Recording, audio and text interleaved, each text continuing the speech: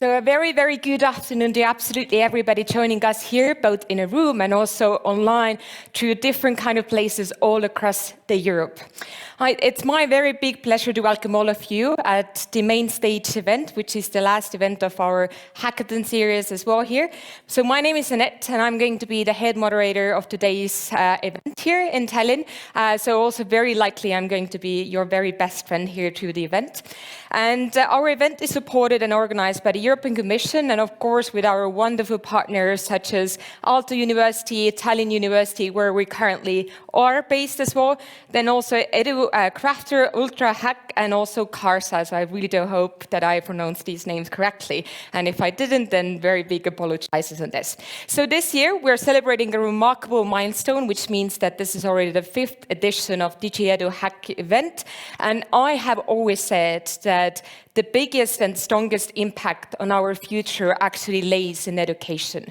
So if I could bring it out, one of the ministries that always holds the strongest position of shaping our future is the Ministry of Education. And that's why I'm so excited that we have gathered all these people together here today with us, that we're going to discuss all technology is going to influence and impact how we are learning, we are teaching in different schools in different kind of levels. We have a lot of experts. And we are going to hear about, how the AI shapes our future and in general the transformation in the technology sector itself as well. So we're going to have two different kind of panel discussions today. One of the ones that I'm going to be able to moderate, and then also the second one as well. Some of the also the videos from different hackathons and their kind of winners there. Then we are also going to have different kind of activities here, plus also one of the keynotes. So it's going to be a very, very fun day, I can promise to you. But like I said, the hackathon has been going on already for 10 days and it's ended this Sunday. And for this, we also have a recap video, which I'm going to be able to introduce now as well. And after the recap video, we are going to have the opening remarks by you read this very lovely name over here. So Antonetta Angelova-Krasteva is going to also do the opening remarks. So really wishing you a very early event here, and I'm really hoping that we will get some very big inspiration here to really change how we, again, like I said before, how we teach and how we also learn. So like I said before, I hope you're going to enjoy the event and you're going to be also able to join some of the discussions. We're going to be asking also questions from the audience also in our panel discussions, and then you can ask questions also from our panelists here today as well. So without further ado, I'm very happy to introduce now the first video over here, and then like I said, that will continue after with the opening remarks also. So enjoy.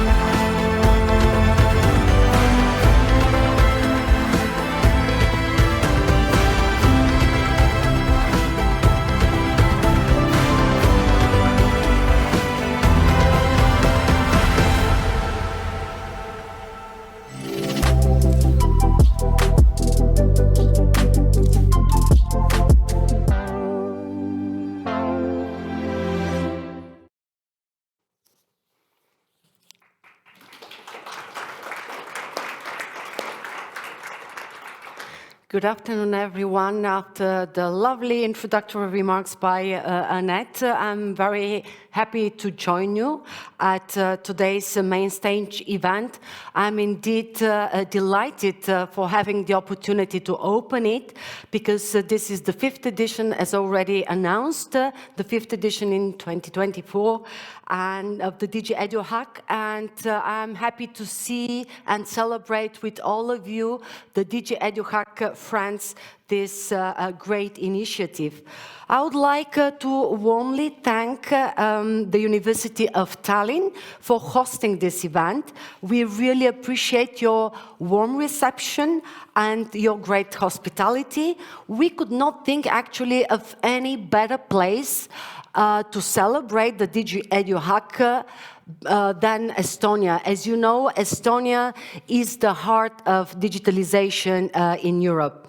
As the Estonian Minister of Education and Research, Mrs. Kristina Kallas, said in the DigiEduHack opening event, DigiEduHack is more than a competition. It's about combining the power of creativity, collaboration, and technology. It is about turning your ideas into something tangible, something impactful in education. And these words perfectly capture the why behind the DigiEduHack by bringing together digital education enthusiasts from all over the world around commonly identified challenges. Actually, DigiEduHack places learners, educators, developers, and digital enthusiasts in the driver's seat of digital education. So by doing so, DigiEduHack contributes to the development of digital skills, which are so much needed to thrive in today's world. This is key when we think also of the policy context within which we operate. With the beginning of a new mandate of the European Commission, digital skills, but also powerful technologies such as artificial intelligence, will become even more prominent from a policy-making perspective. DigiEduHack is therefore an effective and strong instrument to turn policies into concrete reality on the ground. This will also contribute to the ongoing review process of the Digital Education Action Plan, which we kicked off in April and which will continue by the end of this year. So DigiEduHack has gone a long way. You've already heard it's the 5th edition. It seems just yesterday that we started this remarkable initiative, and here we are 5 years later. So it's heartwarming to see this wonderful initiative increasingly growing year after year in terms of importance, prominence, but also participation. It is also heartwarming to see the growing global community, which is united around the goal of building quality, innovative and impactful education. And I would like to highlight 3 particular features that make DigiEduHack so special. The first one is its richness and variety when it comes to the solutions that are proposed. The second one is the uniqueness of its global approach. And the third one is the contagious collaborative spirit.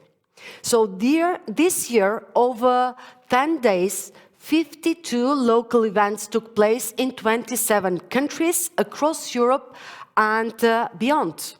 From Finland to Greece, from Peru to Romania, passing from Mexico to Finland, more than 1,200 digital education enthusiasts came together to co-shape the digital education and to see what it can look like in the future, how to develop further skills. This initiative has given the opportunity of all participants to go beyond developing their hacking skills, but also to boost their creativity, their team spirit, their cooperation, negotiation skills, and certainly to boost their desire to change the world for the better. This shows that innovation and creativity know no barriers. Quite the opposite. They thrive by bringing together different cultures, languages, and perspectives. And this is why DigiEduHack, despite the European origins, is proud to be a truly global initiative. And I'm so impressed by the variety and level of ambition of this year's challenges, 5 of which took place actually here in Estonia. For example, here, a Blue Escape Hackathon made use of virtual escape room to solve the challenges faced by the Baltic Sea region in striking a balance between blue economy and environmental protection. Many of this year's hackathons focused on artificial intelligence. For example, in Moldova, the challenge Imagine Future Learning Leveraging AI welcomed AI-driven solutions to revolutionize personalized and adaptive learning. Another example of AI solution, AI for trainers. It comes from Italy. It invited participants to design a prototype of an AI-based trainer that transforms the way teachers actually create and manage their educational tasks. So I can give many more examples from this year's hackathon, but as you heard, there will be testimonials, and I would rather leave the opportunity to them to share more with you about their experience and the solutions proposed.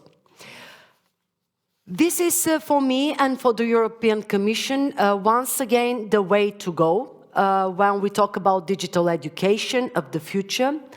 And we are thinking that through the DigiEduHack and initiatives like that, we should be creating a forward-looking, groundbreaking, but also human-centered and value-based education. The technologies that we use and we will use in the future should amplify our potential as learners, educators, professionals in all sectors, rather than making us inactive. They should actually free up time and energy for creative tasks and meaningful interactions that can and should first and foremost be human. We should never forget that it's technology that serves us, not the other way around. And I truly believe that this year's solutions show wonderfully how this can be done. So congratulations to all of you for having joined this groundbreaking journey. My heartfelt thanks go to all participating hackers, but also to the organizers, teachers, mentors, judges, and all those who have worked tirelessly behind the scenes to make this year's Hackathon Days another great success. A special thank you goes also to our DigiEduHack national ambassadors for raising awareness about this wonderful initiative in their countries, but also for coming up in many cases with their own events and solutions and organizing hackathons. And let me also thank the steering group who will be tasked to evaluate this year's solutions, leading to the identification of the 12 finalists who will be then publicly voted. While the awards are undoubtedly a very special and attractive feature of the DigiEduHack, I would like to recognize and acknowledge each and every one of you for your participation and for your efforts. For your solutions will be an inspiration of our future education policies and will show us the many possible ways that we can collaborate, that we can work together as educators, learners, policymakers, tech developers and researchers. So with your engagement and creativity, you become the true shapers of the digital education of the future. Thank you very much. I wish you a great event. Thank you.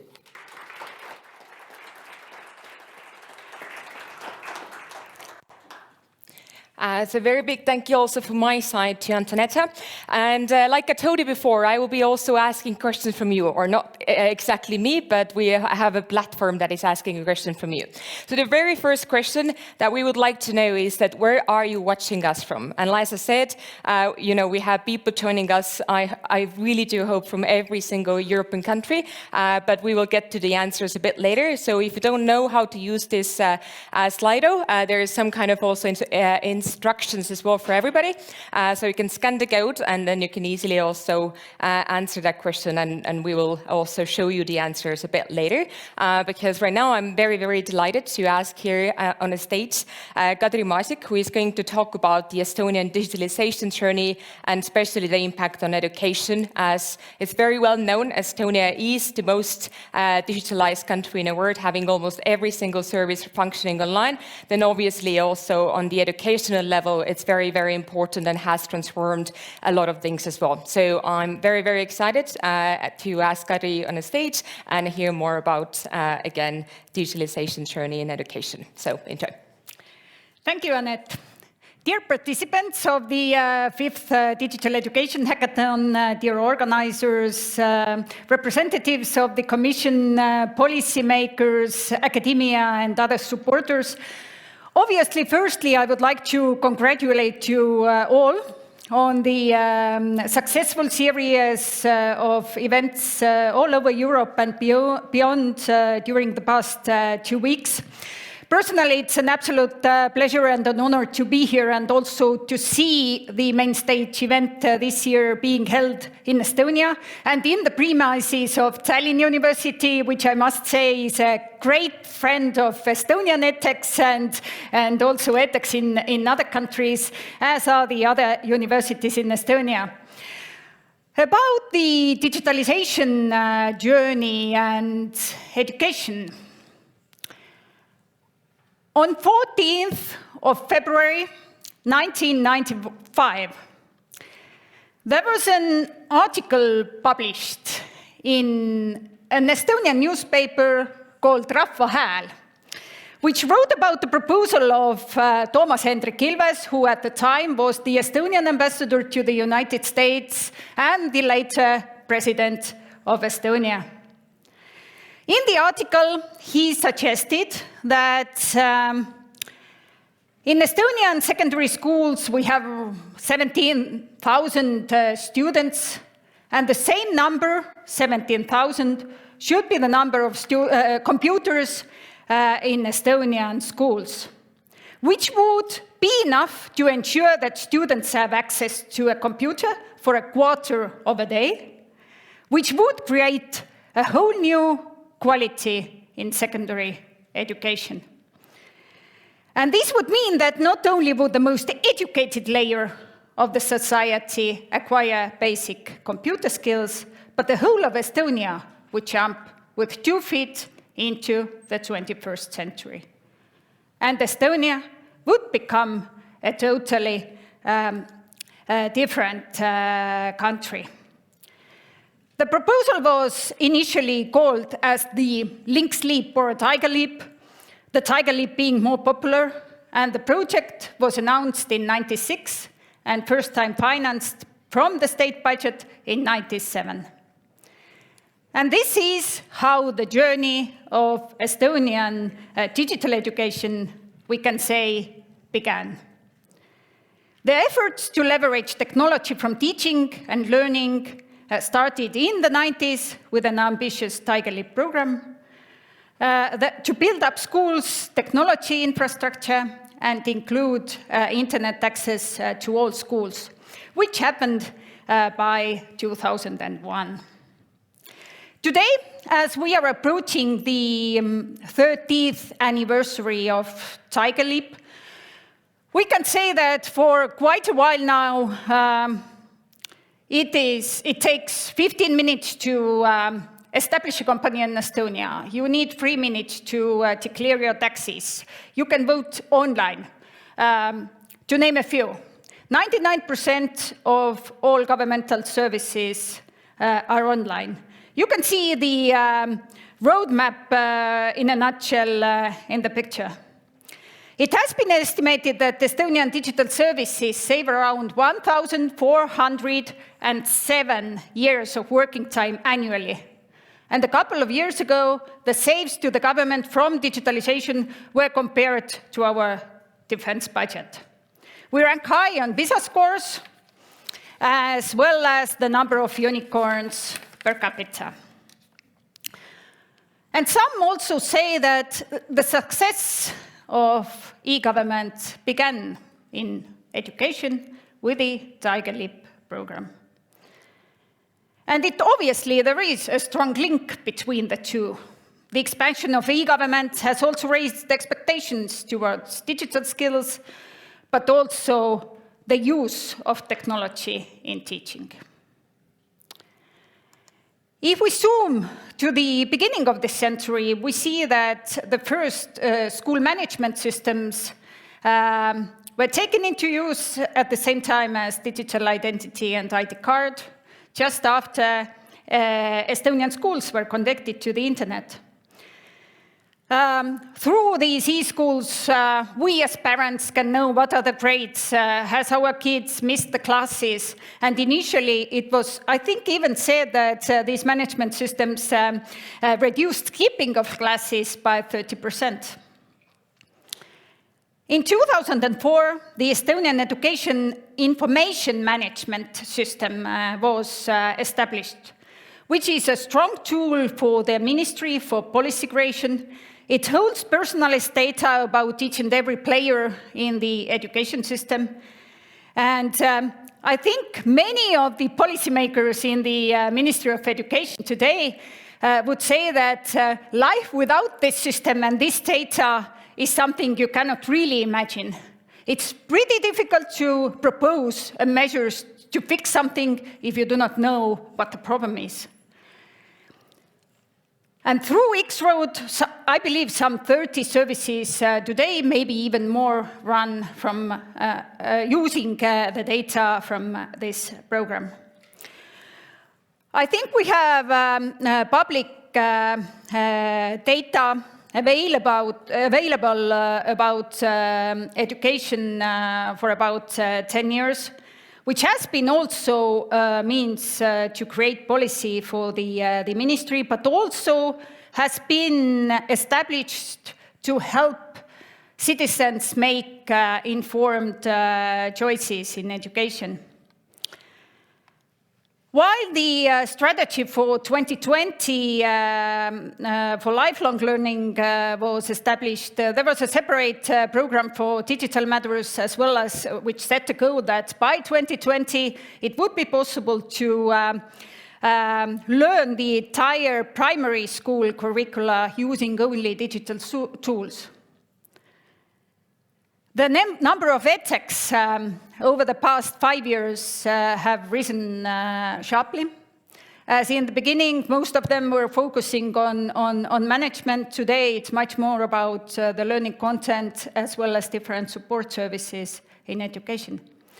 And like in many other countries, the education strategies seek for a more personalized learning pathways, which also has a strong link and expectation towards technology and the use of it.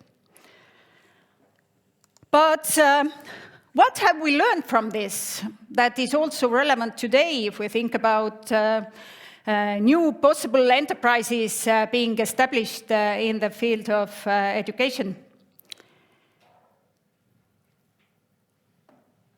Firstly, digitalization is rarely about technology. The technology exists today, right now. Estonian digitalization journey was not about technological advantage. It was about digital leadership, change management. Having a good product is often not enough. There is a legal requirements, for example. It took 5 years to change legislation to offering a very first online service in Estonia. But let's talk about regulation after a minute. Also, one must take into account that acceptance takes time, also very relevant in education, and probably also one of the main challenges for edtech enterprises, which always have less time than the government needs to maybe build a strategy or change or amend the regulation. One of the takeaways from Estonian digitalization journey has been also the value in public and private partnership, building trusts. Estonian digital state is built on partnership and trust between the state, public sector, academia, and the society. Building trust between the public and private is obviously also very much needed and relevant in education, and it's a two-way effort. For an edtech the paying customer quite often is the government or the local government. Therefore, it's difficult to live without a good cooperation, and credibility for a company is certainly an asset. I do believe that after these 2 weeks, quite some of the teams will continue to develop the business models further and actually start a new business. And if not with the idea hacked during these days, then maybe with something else. Knowing the regulation in any area is of high value, and also in education. I think it's fair to say that education policies do not tend to change quickly, as also the impact of different policy choices can be measured sometimes 20, 30 years later, when the students that enter schools today go and join the labor force. I think it is also today when the expectations towards how our data in education is managed and protected is rising. If you look at the edtech sector, there are many companies that are not large in scale, but providing a very valuable product and contributing to the education quality highly. But investment into data security is sometimes quite high. And there is certainly a place here where the additional investments into data management, data security, and also connectivity between different systems can be a challenge. And finally, in a small country like Estonia, but also not only here,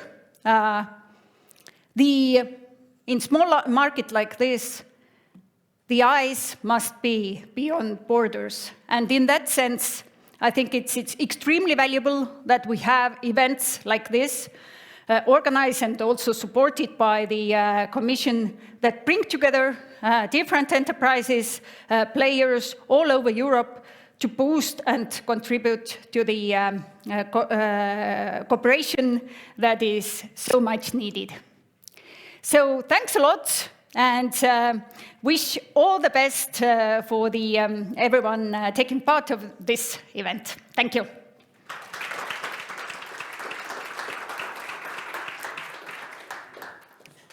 So also massive thank you, Kadri, to you from my side here. As I promised you before, we will also show the answers that our participants, both here in person and also online, were answering. And I was doing a bit of a sneak peek already, seeing which countries people are watching us. And as you can see, can we get it back for a second? We already have the next question over here. But what I saw there, there are some technical challenges here. Okay, there we go. I think the like the farthest place that we actually could see here was the Philippines that I saw. So hello to Philippines, whoever is watching us from there.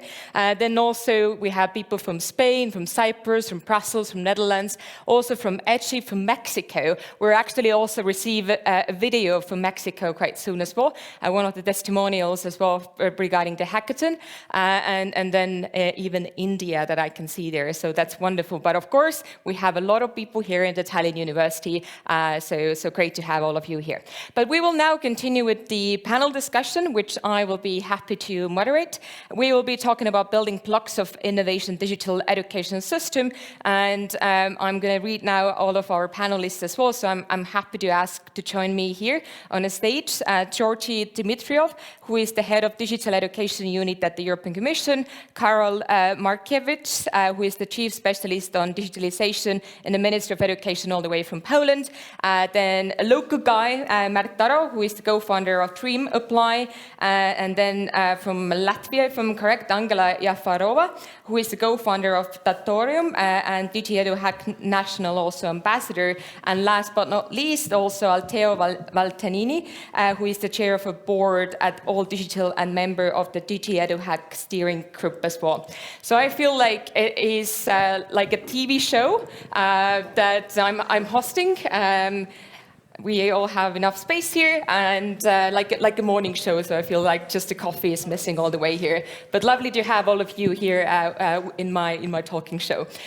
So we had a pre-call also before, and we were discussing about like different kind of challenges in this sector and in the field of education, and also a lot of kind of trends that have pushed both the countries, the universities, on either on a national level or even the companies to establish some kind of new solutions as well. So maybe I will go first here. Alteo here on my right hand, and let's start a bit more negative. So let's talk about the challenges, and I don't like the word problems in a way, but more about the challenges that we're currently facing. So if you could just bring it out, a couple of biggest challenges that you're currently seeing, especially when we talk about using technology in this sector, in the educational field, and what is the most emerging or screaming challenge that we're currently facing, if you can bring it out, a couple of them. Sure. Well, actually, it's not brand new, but it's still very, very relevant. Divide. Mm-hmm. So digital divide. We were working a lot during the past years to try identify innovative ways to cope with it. But I think that still on both sides, both on the infrastructure and the level of digital skills, we should work better and do more. I like to, when I speak about challenges, I always like to bring kind of solutions or at least proposals. We're going to get there. Okay, then this is from my side. All right. Let's continue on that side as well. The biggest challenges, as I said, it's going to be a negative round here, you know, all these big things that are happening in the field. But I promise that we will get to the also the solution side. But let's just focus a bit more what is really screaming on all sides. Divided parts of Europe and everything, and not just, again, I think comparable like the countryside, but we see also, you know, either if it's a bigger city or the smaller town, that's a clear problem that we're facing. But anything else that you would like to add from your side? Well, good afternoon, first of all, and hello to all the hackers here in the house and online. I'm very pleased to be here, and thank you to the University of Tallinn for hosting us. I will perhaps elaborate a little bit on what actually you have said, and since you gave me the opportunity to be a little bit negative, I would go a little bit deeper into that, because I think, as Kadri said, if you don't know what you're talking about, it's unlikely you will solve the problem. It's a form of the divide that you spoke of that I want to highlight here. And it is linked to the levels of digital literacy skills for young people, which I want to highlight as a very big problem. What do I mean by that? 2 weeks ago, many of you might know, there is a quite important international study taking place in 35 countries, out of which 22 in the European Union, which is called Information Computer Literacy, so ICUs. You can Google that. And what that study showed us, which measures the levels of such literacy among 15-year-olds, so I hope that there are some 15-year-olds who are also hacking, is that almost 43% of those 15-year-olds do not have even basic levels of digital skills. So I repeat that just because I think it's quite shocking in itself, 43%. Now, if you are like me, you would have believed that the youth and the 15-year-olds in particular are swimming in digital skills, and they are natives, some call them, but none of this is really the case. In fact, this is a mythology that young people are digitally skilled, and that in itself is probably not such a big news, but if you are surrounded by things like disinformation or addictive online content, then it becomes a very real trouble. And I want to kind of turn this a little bit and say there are maybe 3 important things about this outcome of very low digital skills for youth. First is that those countries which invest in digitalization, such as Estonia, but there are others as well in the European Union, show much higher levels of digital skills for youth. So the first thing is that it is very important to continue to invest in a very meaningful manner. And this is a very big need for a number of European countries as well. Probably not so much for our host today, but for some others, it's a very, very big need. The second is that, and this is the necessity that I think we spoke about, unless we do that with the AI revolution, we are going to see a much bigger inequality, including between the youth. So we are going to see a much further divergence between those who are able to capitalize and exploit and those who are left behind, those 43%, and maybe they might get more. And this is very worrying from a social and equality point of view. And the last point is that, of course, if we want a competitive Europe, if we want innovative Europe, and this is, I think, what we want at the European level, we need also to invest in this type of skills, which are important to give us the type of jobs that we want. So, in a way, I started with a negative side, but, you know, there are some things that we can do about it. Well, that was exactly what I was asking for, and I fully agree, and especially for the mis and disinformation. Like, we think that our kids are born, you know, using all the online products and you know, different kind of technology, and sometimes even better than we are. But I think also in terms of like teaching them the skills to handle these challenges that are coming from these digital products is a big issue. But we will talk about this a bit more, and also what kind of role the teachers are playing there, and how we can prepare the teachers to even, like, you know, help the students to have the skills if sometimes they are even better in these terms as well. But let's continue that side as well. Anything, because I think by the end of the round here we'll be running out of the problems and the challenges, but hopefully there is still something that you would like to bring it out from your end as well. Thank you. I will be very briefly speech. Karol Markiewicz from Poland. Let me present you a small experiment. I hope that it will going work. Okay, this is all I know is here. So All works. Kõigile, minu nimi on Karol Markiewicz ja tänan teid, et kutsusite mind. Mul on suur rõõm olla täna teiega koos. I don't know what I... Kõigile, minu nimi on Karol Markiewicz ja tänan teid, et kutsusite mind. Mul on suur rõõm olla täna teiega koos. Okay, so I don't know what I said. Do you want translation? Yeah. But I just to show you that using smartphone and various AI existing already, I can use it in daily life. I don't know Estonian language. I can use it. And there's a lot of risk at the same time. I can be hacked. I can be this formula, this speech could be moderate, change without my consent, knowledge. But it's useful. It's very effective. It's already exists and is used everywhere. So this is an example of how students and young people can reach the NI from the smartphone. And I think that the main goal is to prepare young generation to the modern society. It's not the issue of NI, of new tech, how to exist in modern society surrounding on e-services. And this is the key challenge for the education system. How to prepare in an effective way, not spending a large amount of money, in a clever, intelligent way to prepare young people to use new technologies, to use NI in safe, clever, intelligent way using the internet resources. So the first thing is to create a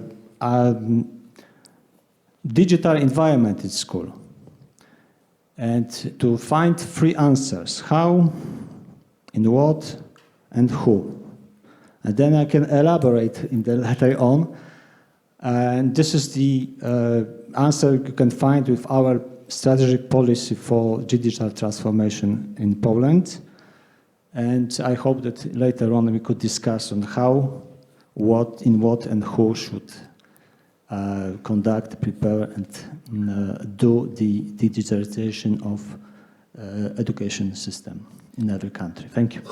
Yeah, we will have that time. Angle, from your side, anything that you would like to add on this list that we already have a list of very challenging things facing us, but anything from your end? I think the biggest challenge every stakeholder is facing now is the crazy speed of technology, digital technology is developing now.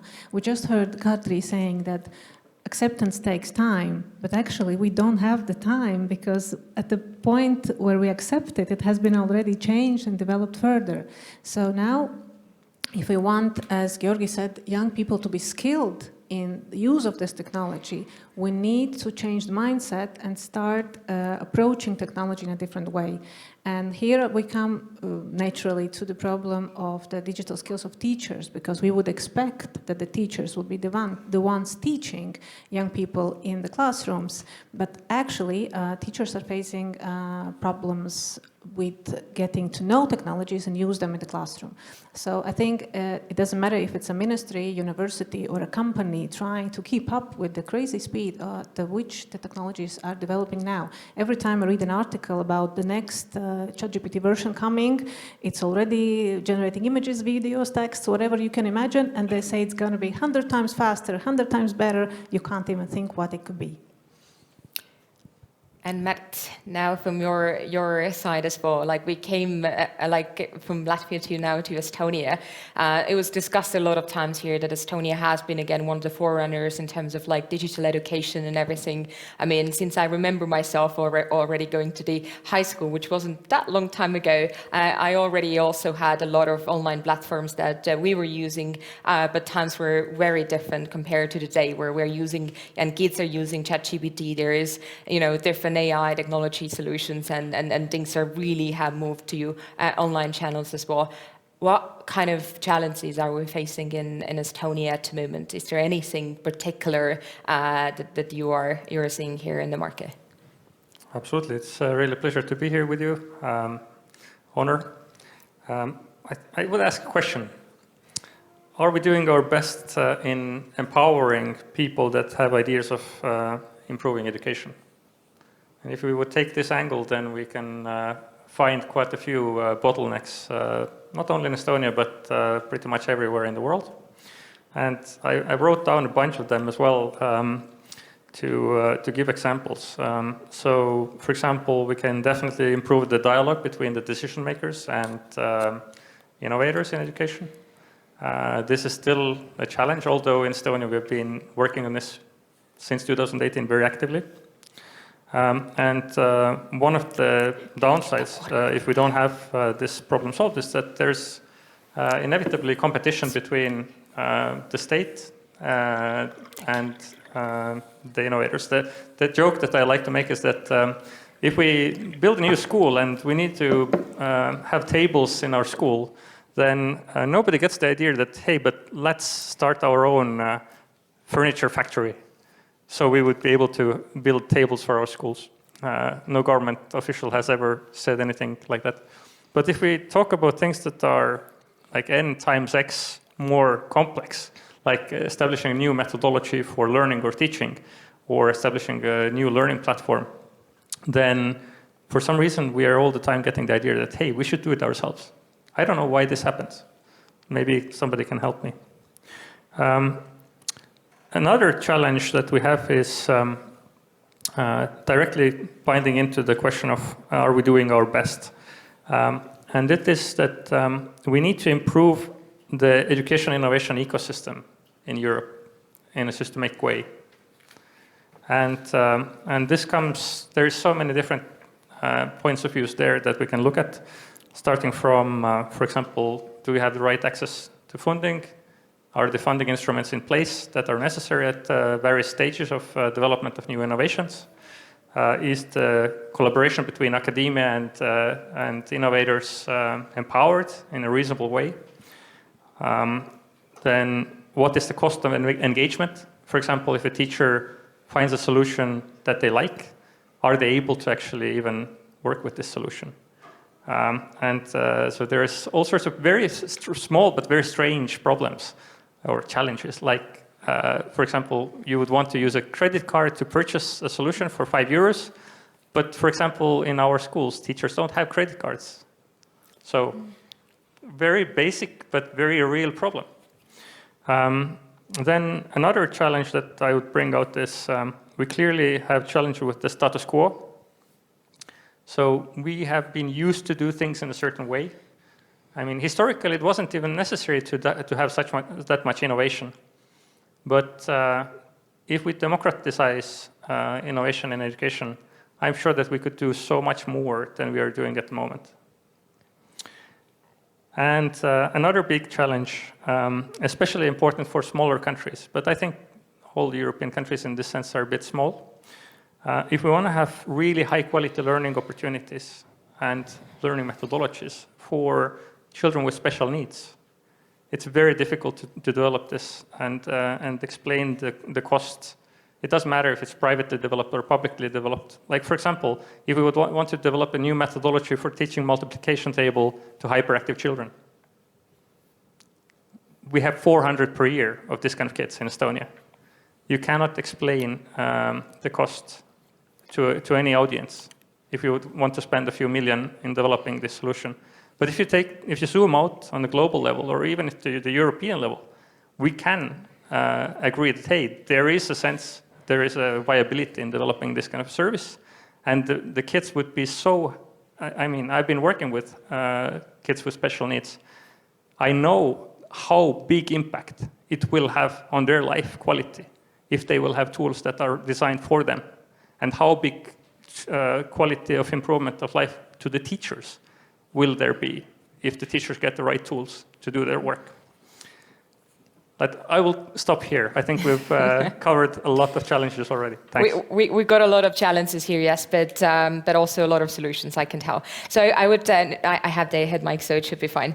But I would actually, I wrote it down to myself as well, that if we could divide this discussion in terms of like the case studies and success stories and solutions into 3 kind of different kind of parts or fields.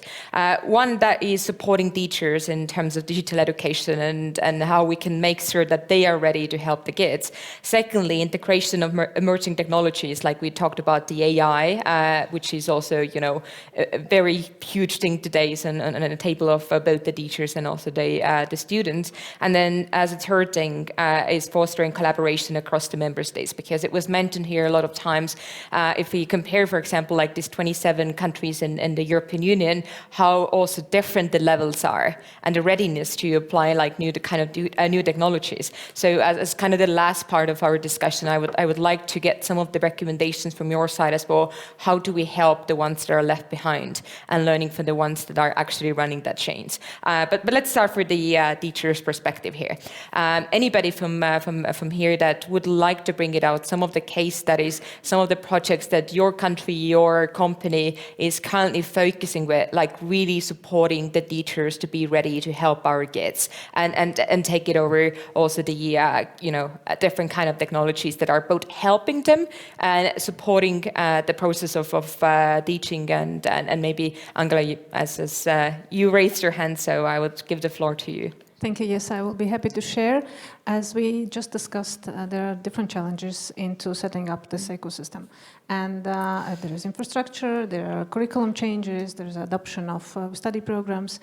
And what, in terms of experience of Latvia, I can say that we have done our homework very well. In every city, we have classrooms equipped with stable internet connection, with computer, access to computer to every student. But what happened, Latvia faced a lack of teachers, as many other countries, that in order to implement these new programs, we didn't have the teachers ready to switch to the new program. And here comes our example. If I can have my slide, please, on the screen. It's already 5th year. We are running public-private partnership project in which we, as a private EdTech company, are outsourcing the full study year content for digital skills and coding, and starting from this year as well, physics and chemistry, because that's also a lack of teachers. And we are doing it on a large scale. By large scale, I mean 5,000 students every year from September till May. And by doing so, we have, again, I want to go back to Georgi, to the study you have mentioned, which was published last year, that Latvia participated for the first time in this study and took a very pleasant 7th place in it. And I have been able to get in touch with Professor Jeske, who from University of Latvia Educational Institute, who gave me a very fast feedback, and we analyzed the schools who are working with us in this hybrid mode and those working in traditional way.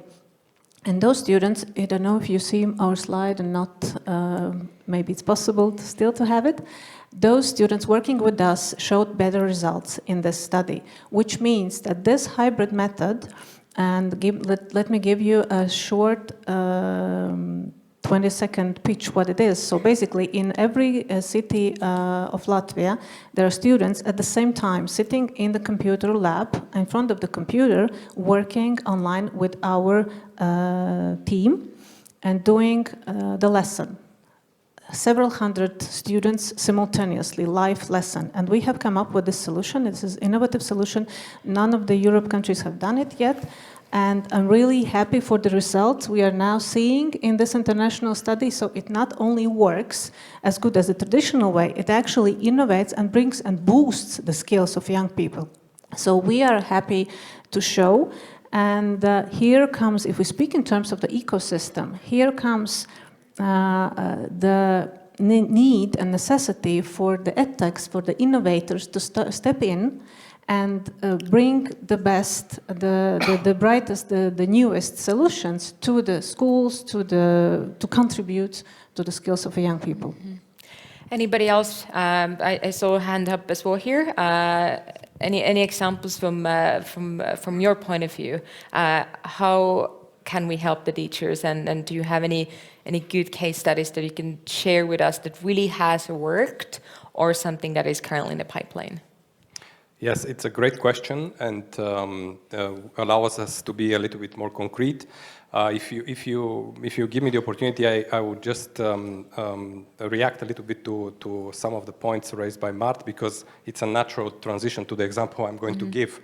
One point which I really want to take with me from what you've mentioned there, Mart, is that no European country is big enough, or actually you said that most of them are small in a certain way.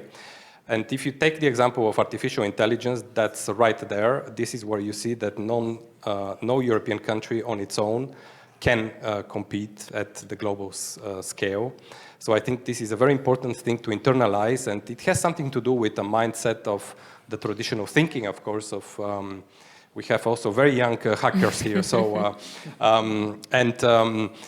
the other thing that I want to say is that after acknowledging that maybe no one can do it on their own, the other important thing to understand when we talk about this new age, if you like, of the education, is that there is something like the not invented here syndrome, which definitely is very powerful and strong in terms of tradition of not only education, but any, I would say, sector, where people tend to just do their own thing. Now, why I'm saying this, when you ask me about the solution, is because we have published 2 years and 2 months ago, or was it 2 years and 1 month ago, guidelines for teachers on the use of artificial intelligence and data. And I'm mentioning this here because, first of all, we missed the timing of ChatGPT by a couple of days. So we really published it a few days earlier. We would have been much more popular, would have been publishing this like 2 days later. But the reason I'm mentioning it is because the guidelines for teachers and educators in this field of AI and data is a practical toolkit for those who would like to deal with AI and data in the school, in the classroom. It is composed of very practical advice around what is tutor-based learning, how you deal with this type of systems, debunking a little bit some of the myths around AI, that it's here to replace teachers. So there is a lot of practical advice and very specific examples. It's published in all European languages. And I want to say why it is also useful, not only because around 30,000 have downloaded it, and I assume nobody does it for fun, but they use it. I also want to say that such a document would hardly be possible to emerge in a single country at such an early stage of development. Why? Because nobody has 30 experts on education and training ready to go. And this is what the European Union does have, because we had this group of people coming from all the European countries, and we have asked them to help us to support this type of guidelines. And this is where the European Union contributes to addressing the discussions in questions which are bigger than every one of us, and which are so important, and where we need really the scale of the entire European Union. So this is also, of course, I am now promoting the European Union. You wouldn't be surprised by this, but I think this is also where the European Union can provide a lot of value in education. As you know, most of you would know that the roles of the European Union are more limited when it comes to education. This is strictly the member states' task, and it's good so. But there are certain areas which are big enough and important enough, and which would require cooperation at the European level. And acting together. And anybody else? Anything from Poland? How do you prepare the teachers? I know that also Marit already wants to talk. We're doing a lot of work here also to really help the teachers to be ready for the change in the field of technology. So he definitely also has some examples, but let's continue on the Polish examples as well. So thank you for this question. This is the question who. I mentioned 3 questions: who, in what, and how. And who, so I mean this should be created environment, digital environment, and with players like teachers, students, supported by the government, science, business, so all together. In terms of teachers, I think that what we've done, for instance, integrated platform in Poland, so we have easy way, find the e-materials, some scenarios of lessons, and even organize the remote learning. So this is the free and accessible for everyone. We try to deliver the IT equipment to like laptop vouchers. Thank you for you and Commission. Within the framework of resilience recovery plan, we deliver the equipment to schools. So the equipment, platform, and applications. And recently I can say some few words about the project implemented recently in Poland with Polytechnic from Warsaw.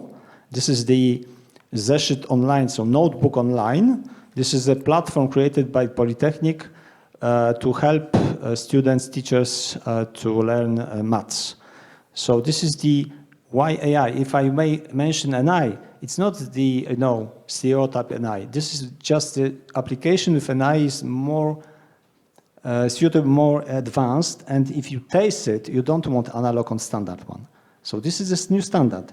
Everywhere you can find almost NI. So you have to use NI as a new application form. That's it. And why? Because it allows you to personalize teaching. So this application help student to find solution on his own, not to find exact answer, but the application suggests the different exercise, help to how to find appropriate answer on your own, not just as given at once. Mm-hmm. So this is and this is covered by 50,000 students from around Poland. After then, we have some report evaluation, and we think over how to use it in the future. It's not. We have to prepare some funding because it's. We have around 30,000 schools, a couple of million of students, over 700,000 of teachers. So if you want to buy laptops every 5 years, because it's process ongoing, so we have to be ready to prepare some budget. Or find some solution, tricky one, that to find maybe some terminals, maybe Chromebook, maybe another way, maybe smartphone. We could discuss later on. We will show you the smartphone, because smartphone is private. Every student got a smartphone. It can be used. And this platform, for instance, this Zeszyt online, allows students at home to use this exercise using his smartphone. It's very cheap, easy way to organize, and I think this is a good example how to use NI in teaching. And this application also helps teacher to find talent and find students who got problems with maths.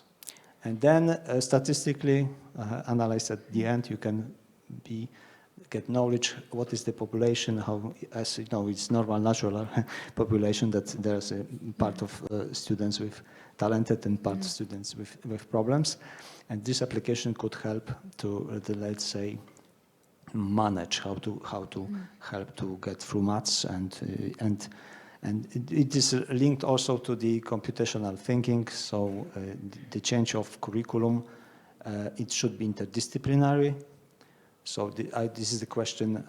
This is the question how, and we are changing our curricula. We are trying to implement AI applications and deliver the equipment and so on and so on and so on. And connection, internet, so all environment is necessary, but without application, AI clever one who allows you to personalized teaching, it will be waste of time. It's a lot of preparations to do, but I will later on also come back in terms of like the cell phones or our smartphones itself as well, because we are seeing a lot of trends that some of the schools and some of the more advanced schools, that they're already saying that maybe we should restrict the phones because they're also kind of disturbing the kids to focus on studies and everything. But we'll come back on that topic as well.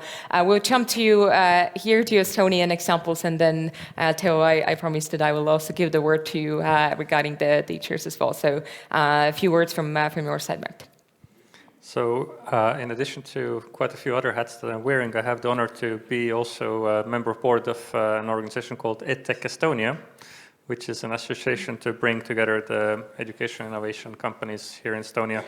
And today we have more than 80 teams that are working on very different services and products that create value in supporting teachers, starting from solutions that help with, let's say, linguistic problems or challenges of children, to the level of, creating math assignments and collecting learning analytics. And what I'm very proud about in this context actually is that I see a very developed cross-sectoral and cross-governmental cooperation in developing this. So it's not only the challenge for the Ministry of Education to solve these challenges in the ecosystem. We have a memorandum of understanding together with the Ministry of Economic Affairs. Minister of Social Affairs is joining as well. And also we have really close cooperation with universities. So at the moment we are sitting in probably one of the leading universities when it comes to ecosystem development in Estonia. For example, we have tight cooperation also in European Commission funding projects like EdTech Talents to bring EdTech and academia together and develop this kind of like true private-public partnership in innovating education.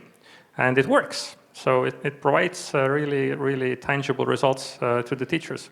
So yeah, maybe just a few examples. So automatic creation of assignments to support the teachers with, learning analytics to see the students' progress. So you don't have to all the time create, I don't know, new tasks from the teacher side to evaluate the progress of the students, but it can be done automatically, which of course lifts a lot of work hours from the teachers' work. We also see some adaptive learning materials to meet the students' level. And in the end, the goal is, of course, to achieve personalized learning. So children with different requirements and needs and levels would have a better support system. Great. Theo, I'm so sorry for keeping you silent here for such a long time, but now I will give the floor to you. How do we help the teachers? Is there anything else regarding solutions that you would like to add from your point of view? Yeah, I will actually bring the point of view of All Digital, which is the organization that I represent, which is there in Brussels for sure with the first aim to represent our members, which are digital competence centers, but at the same time, we always try to bring what Georgi was mentioning and all the other support resources that are produced by the Commission to our members. So giving concrete examples of what we are doing supporting teachers. And let me also please highlight the importance of widening the scope of education to also adult education, not just school, which is a key for us. At the moment, we are hosting 2 community of practices, trying to share and knowledge and best examples on the use of 2 main resources of the Commission. One is DigiComp, the European Framework for Digital Competencies. What we are trying to do here is not just to bring people together, but also to mentor them with the DigiComp Hub. So we offer a program of 2 days self-paced learning that is followed by individual mentorship in order to support the design and the piloting of learning initiatives, learning actions using DigiComp, so the main framework of the Commission. And the second one, which is definitely very important if we want to achieve the common European education area, is the community of practice on certification. So at All Digital, we advocate for a common European digital skills certificate that will allow, let's say, to start designing education from a common European framework in order to assess, validate, and recognize learning outcomes in all education settings, formal, non-formal, and informal. And maybe the last initiative that we are developing at the moment is using AI exactly to support validation and recognition.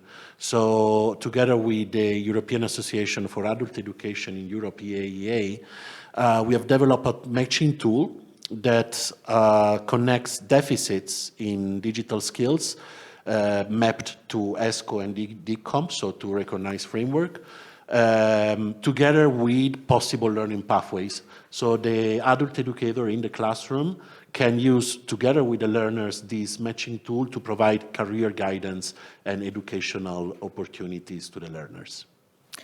So we already discussed a bit about the AI, and also we have one of the other panel discussion today about the use of AI in educational fields, so I'm not going to focus too much on this topic here, as we have around 20 minutes to go.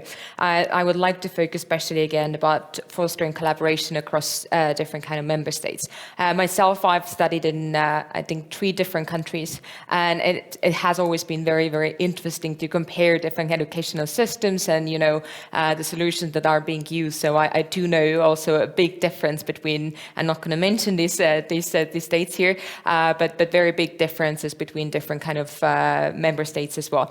Any kind of good case studies in the last 20 minutes now that we have left, and we're taking also a couple of questions from the audience that really you have seen. There was one already, the case study as well here, that has kind of put Europe a bit more closer together and really a supporting methods. Are there any very good initiative by the European Commission or any other organization that really is working well?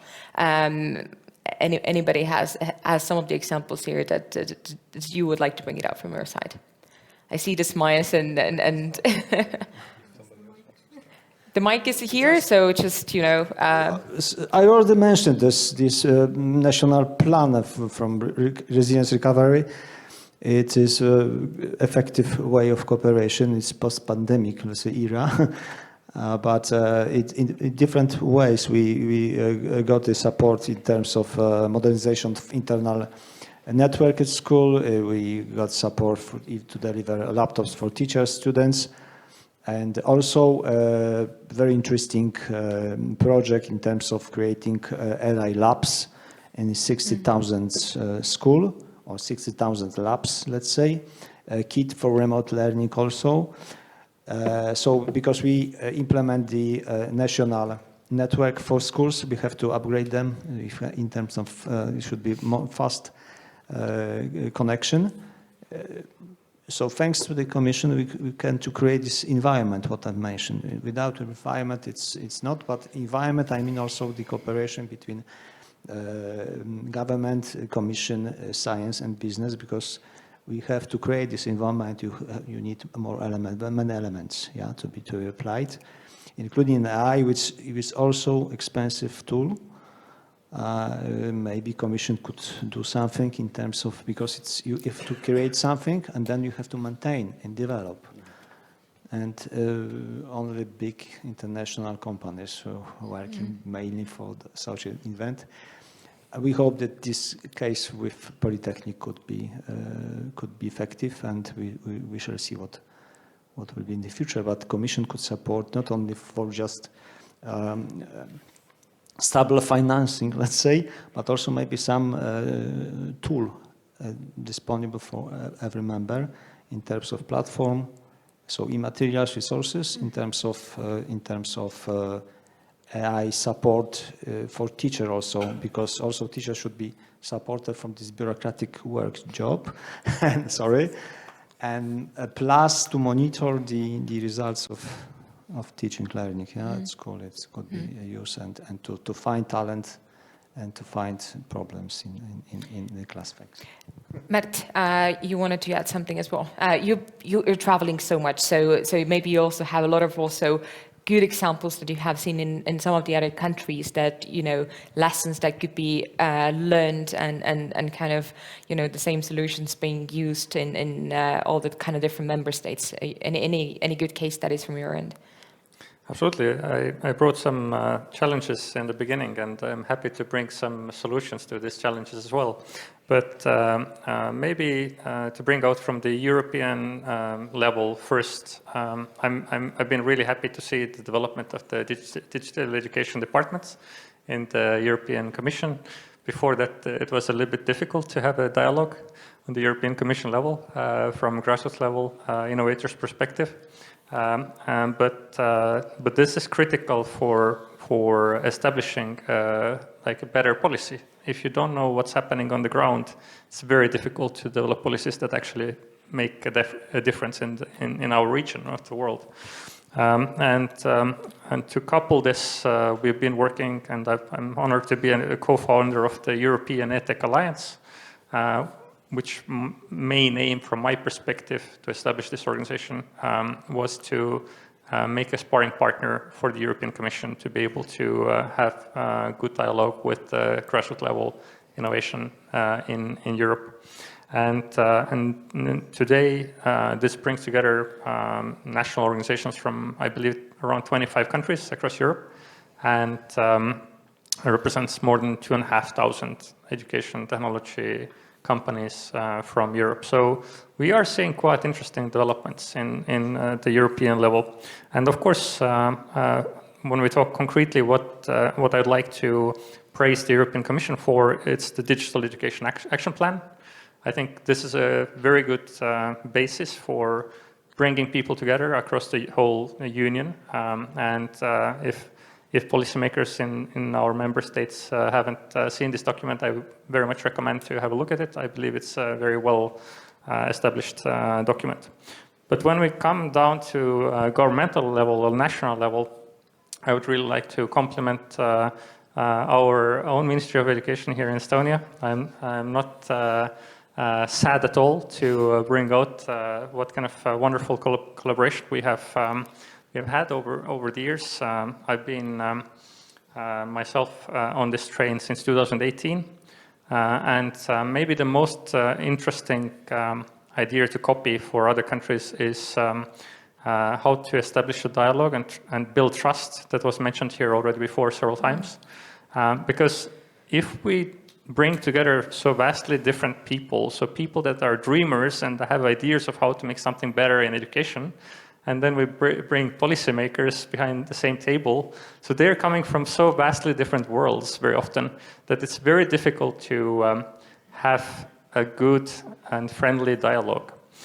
So it takes a little bit of practice, but it's worth it. And what we've done in Estonia is, for example, a minister-led kind of roundtable every year. And the primary goal there is to invite the innovators community to bring examples or challenges that they see that are more systemic in front of the Minister of Education, with the goal of working together with the government to solve these challenges. And quite a few of these challenges have been solved thanks to this. For example, we have established Education Innovation Hackathons 2018 as well, with the purpose of enabling and empowering people that have ideas of how to make something better in education, so they could come together under one roof and try to solve some real challenges in education. And every year we've done it internationally, and always very good new solutions are coming out. Quite a few of the people that have been participating in the hackathons and developing really amazing new solutions are actually sitting here, including one with an assistant of 4 months old. So, so I'm really happy to see this. Okay, I'll hand over the mic again. Otherwise, you can see I can. Too many examples here. Yeah, let's try to keep that very short, because we have already 2 very good questions from our audience as well, so we would have enough time. I would like to praise the Digital Education Hub as one of the initiatives of European Commission, in which I think cross-border cooperation is fostered very well, and that's one of the few reasons I still keep Microsoft Teams on my computer. Sorry for that remark. But if we speak in terms of ecosystem, I think what we see on the Estonian example, that there is a possibility to bring to one table all the stakeholders. And what we need, if we look at the nature, we see that efficient ecosystems, natural ecosystems, there is communication between trees, between mushrooms, insects, even the planet itself. And what we are lacking in our country is that there is no place to come together at one table, policymakers, universities, teachers, students, parents, if they can't communicate the needs to each other. If the information is circling around, at some point somebody will hear your need and try to think about a solution. And in this case, it really, in Latvia we have white and black envy. We call it, admiration is called white envy. In this case, we really admire EdTech Estonia activities, being so active and being able to bring at one table. I know it wasn't easy. And so I think we should... Yes, please. I think what we need to think is how to foster this communication among the stakeholders, because we all have the same need, the same goal. We want to boost and to boost the competitiveness of our young people in the universities, in the schools. And we all work toward the same goal. We just need to have an efficient way to communicate to each other. Yeah. Yeah, I will give you 1 minute. We'll be very, very quick. Just would like to launch a proposal to the community of DigiEduHack, but actually to the wider community of the Digital Education Hub. Have been in the past with the Erasmus Plus program, there was this initiative of digital traineeship that worked very well for higher education students. I don't know how, I don't know when, but it would be great to somehow promote digital education trips for schools, for other sectors, because this is establishing trust is definitely the key, and you do this by connecting people from all over Europe. Doing this in the digital sector would be fantastic. Yeah, and again, as a student that has studied abroad as well, like when you go somewhere else and you see how things are, you're becoming very, very demanding to your own systems as well when you return back home, and you are actually suggesting also some of the changes. So I think it's very, very important if you see that the grass is greener, and then you would like to bring that greener grass also back home, if I could say that. But okay, as promised, I will take also 2 of the questions from the audience side. So there is somebody called Mia who has asked a question, how can young people and their educators identify which tools are safe, reliable and effective to use? If I may add a bit also to this question here, do we educate, again, the teachers and the students enough that they would understand about the safety of the tools that they're using? It can be yes and no, but please do add something also there. Well, I think you overestimate me. I cannot answer yes, no to that question of Mia, which is a great question, by the way, because it drives home really the point about quality of digital in education, which is a huge question, in fact. What I want to say, and actually I want to use what you raised about the AI follow-up, is there is nothing like a black and white answer for what can be used or what cannot be used, at least not at the European level. Some member states do have, very limited number of member states have some attempts to address this question, but it's a very big and very very complex question. What can be done is to help, on the one side, the teachers to identify what is perhaps a useful, a meaningful, a pedagogically sound use of technology. So in a way, constructively help them to take that decision, empowering the teacher rather than giving them the list and say, this is what you can and this is what you cannot use. In some limited occasions, you may have to also go to that radical solution, but I think this has to be based on a very sound assessment, because there is competition in the market that you cannot just dismiss. However, what I wanted to link this to is your suggestion to follow up with something on AI. Now, as I mentioned, this is a technology which is just hitting kind of the education sector, as well as many other sectors of society, and its impact will unfold over the next number of years, maybe even longer. What is very important is to understand here what are also the legal obligations, and for this the Commission has recently brought out legislation. There is a regulation in this field to help secure and safe use of AI across society. But this legislation will have also some follow-up on the education sector, and we are currently in the process of assessing what such use of AI technologies, AI tools, means for education and training, and next year we're going to present some of these results. I'm mentioning this because I think this is the type of guidance that we would put forward to the teachers, to the systems, to decide what is actually a meaningful and a good use. So the bottom line is that we would rather have to empower the educators and the teachers. In some limited cases, there may be the need to be very black and white, but this is when really we talk about strictly safety questions, security, cybersecurity, and the like.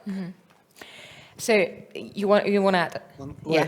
Very briefly, this is an interesting question, but you can see that we partially could control the situation on EU and national level. If you student this Mia proposed question, if you are at school in Poland, for instance, and you use the internet, national internet, this is secured. So cyber security is very important in this. If you use your smartphone, now this is a problem because we cannot finance every student's private smartphone antivirus program. And this is a private decision. This is the problem. We can secure the central platform. I think that this is a good idea to centralize resources, to protect the internet in school, and to, on this platform, all material are validated. In internet, you can find everything. And this is the responsibility also of end user. If you have used your smartphone, the risk is on your side, in fact. If you use the resources outside the national resources, if you use the connection outside the private connection. So this is also, to some extent, the government, the commission could help and protect some area, but only partially. Only if you use the tools delivered by school or by government or by commission. That's why I think that the centralized platform resources is very important because this is validated from the merit point of view and this is secure, yeah? To some extent, obviously.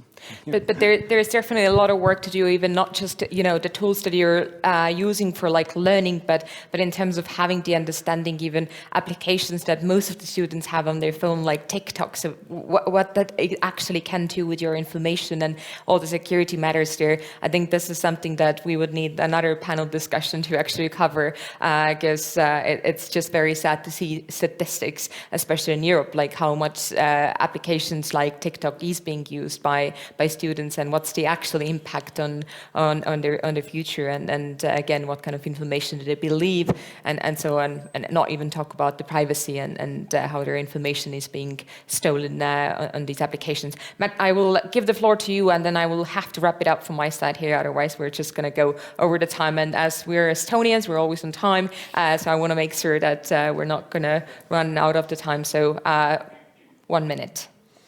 All right. So this is indeed a super important question, and it's actually not that easy to define even this question, because firstly we have to have a debate about, okay, what kind of safety and what is good in the first place. And I think you really well opened up that we can look at safety in the frames of education system, inside of the education system, but what happens outside of the education system? And this is much more frightening at the moment, and because I mean the first line of defense, as Georgi already very well put it, is highly educated and motivated teachers. Teachers have the ability to evaluate very quickly if a solution is actually good or not, and if it helps to achieve certain learning outcomes. Then in Estonia, what we have done is there is a special type of teachers that are educated to be able to evaluate and to support other teachers with the education technology. We call them education technologists. And they have a separate union that also evaluates the tools that are recommended to the schools and teachers. And thirdly, of course, there's a possibility to use certifications. For example, there are several privately done certifications.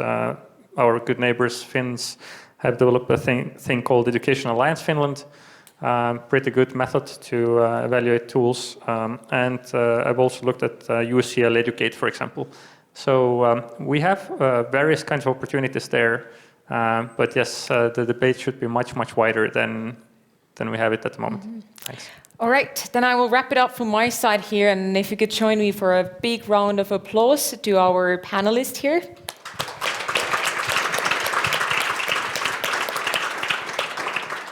As we thought before, this 1 hour will be too short, so we will continue that discussion also over the coffee break, but not yet, because now we're going to get the taste of a hackathon. So also testimonial from previous hackathons, and there will be 2 people or more joining here on the stage and sharing their also experience. So once again, thank you very much, and we will be now leaving the stage. Thank you. Thanks.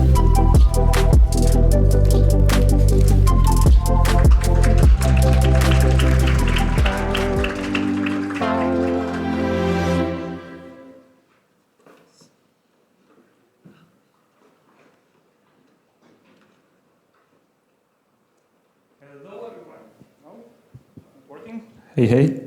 Hello, everyone. Can we have our photo, please? Yeah, look at them. This happened right here just 3 days ago, and we still feel like that. So you see from our team, it's a very diverse team in terms of it's very focused in tech, it's very focused in ed tech, and coming from very different backgrounds. And we came with this little idea of role-playing simulation for practicing career in tech. Sounds complicated, so I have maybe a slightly better one for you. Imagine an escape room where you come with your friends, with the team, to face a completely unknown thing, and you use your technical skills and your human soft skills to actually solve it while having fun. That's roughly something what we do. Does it sound better? Is it understandable? Yeah, doing some user testing here. So what did we get from this hack? We actually were transformed. Transformed from something like, yeah, nice idea, we can try it, into, let's do it, it's working.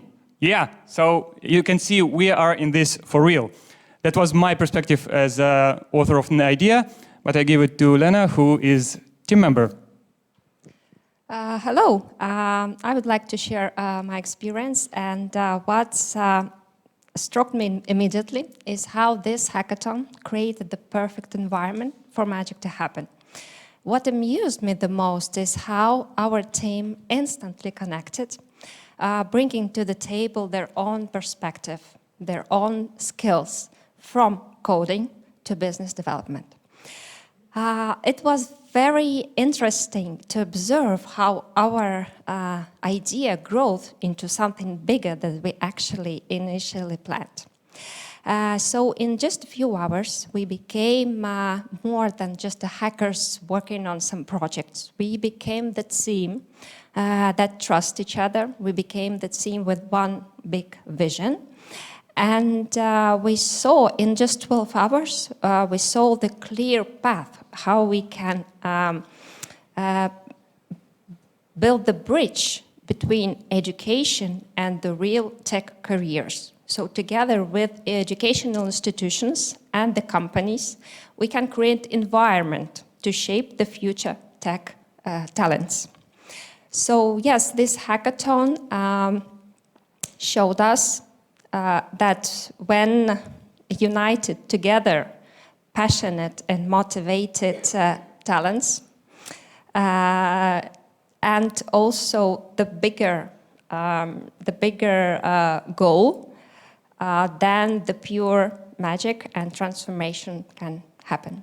So thank you, and to those who are exploring some ways to build something bigger, we do really recommend to visit next year at Hackathon to transform your idea into real something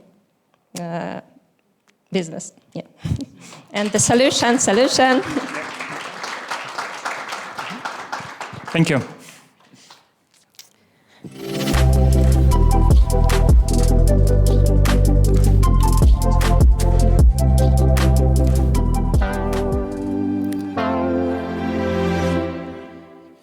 All right, from hacking, we had now one of the examples. We're going to have two more of testimonials, so please stay here on the line.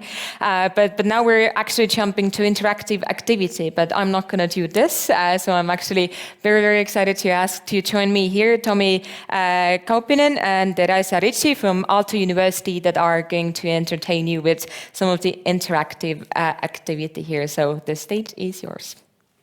Thank you so much. Thank you. All right, let's start. Are you going to taste some good wine, Italian wine, French wine, Spanish wine, ideating now together? Let's hear what the future is about. I am AI. I am here to stay. There are lots of other AI tools. Humans, hack the current educational system to make best use of AI tools and ensure human beings will learn skills that are needed in the future. Right. AI is here to stay. Yeah, I mean, amazing. Yeah, it's no question about it. Now, so the big question is, of course, we have this digital education hackathon now. We really want you to taste what does it mean to be a participant in a hackathon. On site here and online, we have 2 sessions. We have one session to ideate, like 10 minutes in groups on site, and then online participant in a solo way.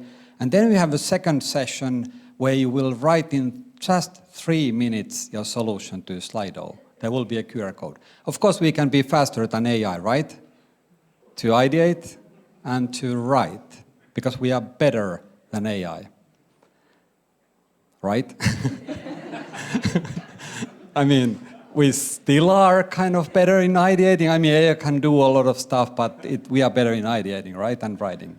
Well, sure. So, Teresa, how are we going to do it? Of course. So now we ask you to divide into groups of 4 or 5 people and ideate. Now you have 10 minutes to ideate, and in the second part, you're going to write it down in 3 minutes. So please. All right. Hello, everyone online. Welcome to this side of the Ideathon. My name is Jutta, and I'm here to brainstorm with you about the topic that was just introduced to you. We are using Slido for this, so please join us there. If you have any questions during this Ideathon, please use the Slido Q&A, and we will be checking that one. You can participate in this Ideathon alone, or if you are watching together with someone, you can also participate as a group. We will go through some questions together that you can answer anonymously in Slido. You can only see other people's answers after you have typed in something yourself. And the questions will guide you towards your solution, but they are not your final solution. So don't hesitate to write multiple ideas to everyone to read. So I'm hoping to see a lot of thoughts on the screen. All right, let's warm up with the first question. What are the challenges in education for students and teachers? And yes, here you can think about any challenges. You don't need to be thinking about it related to AI yet. Yeah, I'm seeing some answers here. Lack of resources, money, finance. Yes, those are for sure, I think, challenges everywhere in the world. Then we got learning disabilities, interactiveness, yeah. Interactiveness has probably changed a lot throughout the use of digital tools.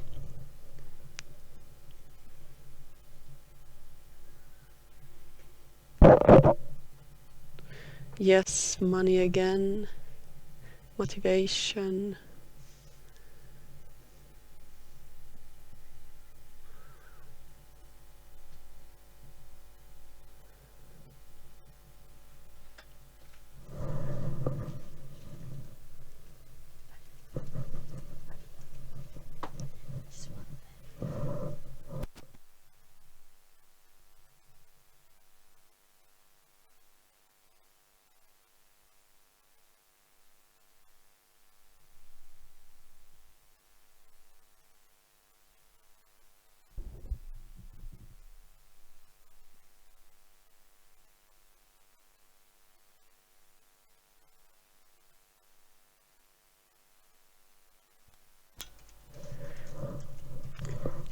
All right, we got some good answers here. So let's move on to the next one and think about how can AI help these challenges, to solve these challenges.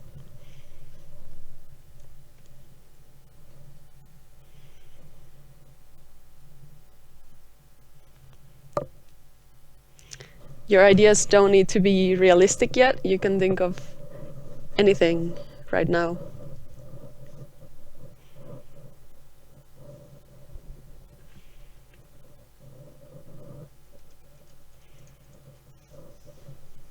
All right, AI can make classes more interactive. It can help manage resources and pass the digital availability gap. Yeah, that's a good point for sure. Then we got another one, time management. Yes, that I agree with that for sure.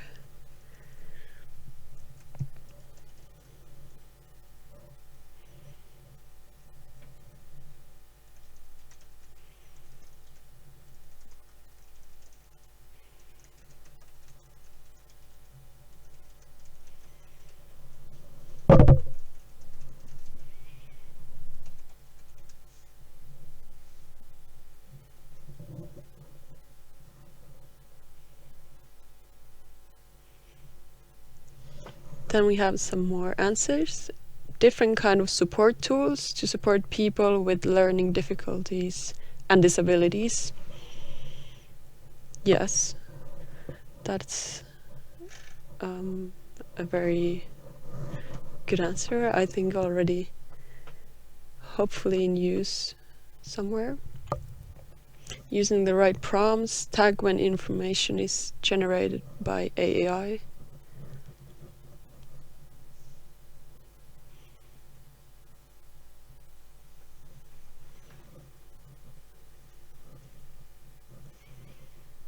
I still see some people typing, so I will just wait for 2 more seconds.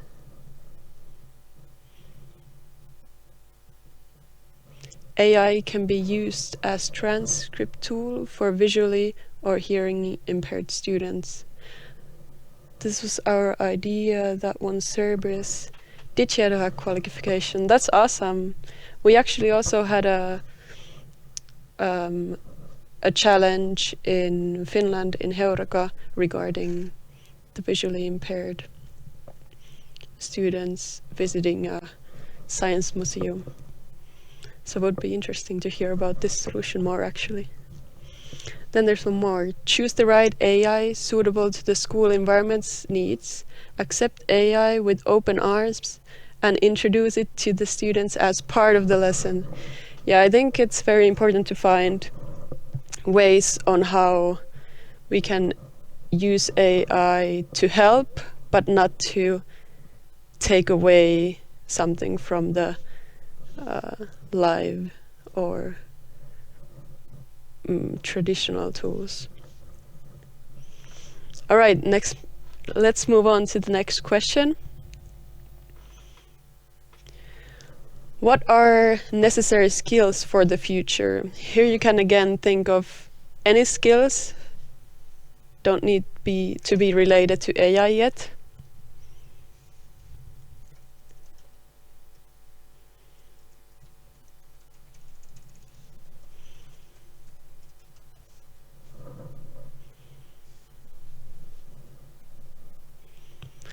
Digital literacy, absolutely. Languages, for sure.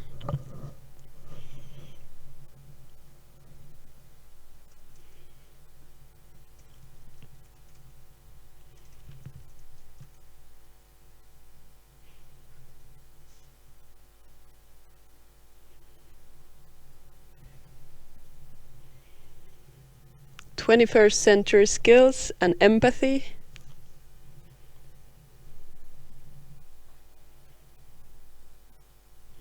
Yeah, I think these relate to, like, empathy relates to social skills as well, which I think is talked a lot about.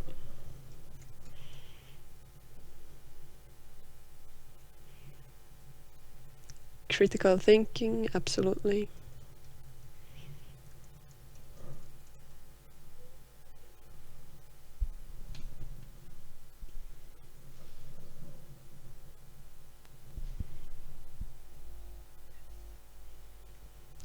Ooh, there's now a lot. Humanize.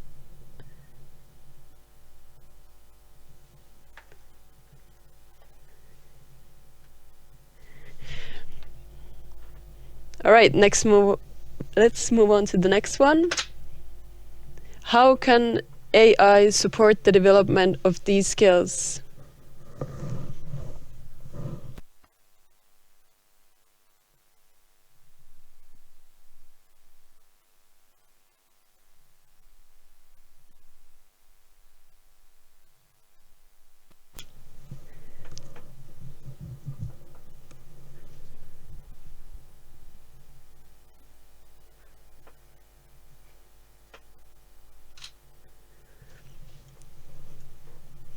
It's a difficult question to think about.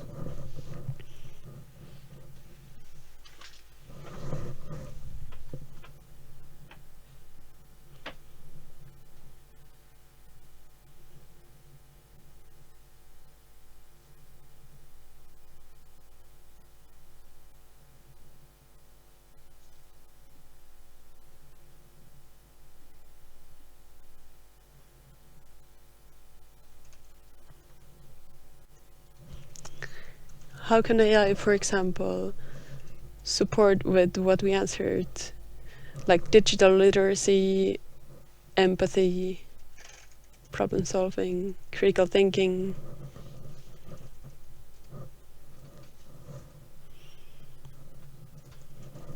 AI can be used to make technology more accessible for senior or disabled people. AI can help us manage our time and resources and bridge the language gaps we couldn't pass with only Google Translate. Yes, for sure. Creating exercises to recognize AI created content versus real content found online. Yes, absolutely.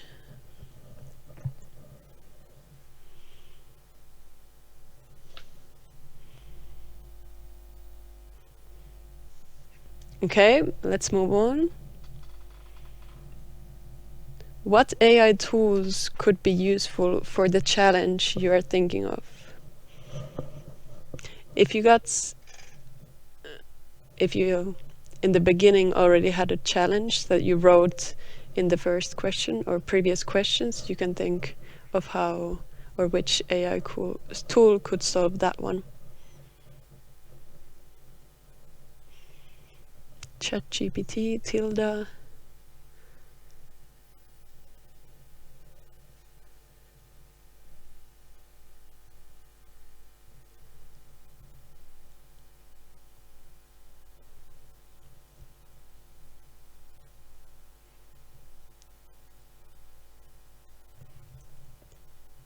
There's an endless amount of AI tools already.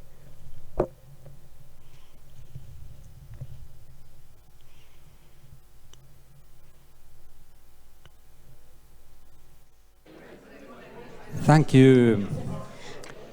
Thank you so much. Wow,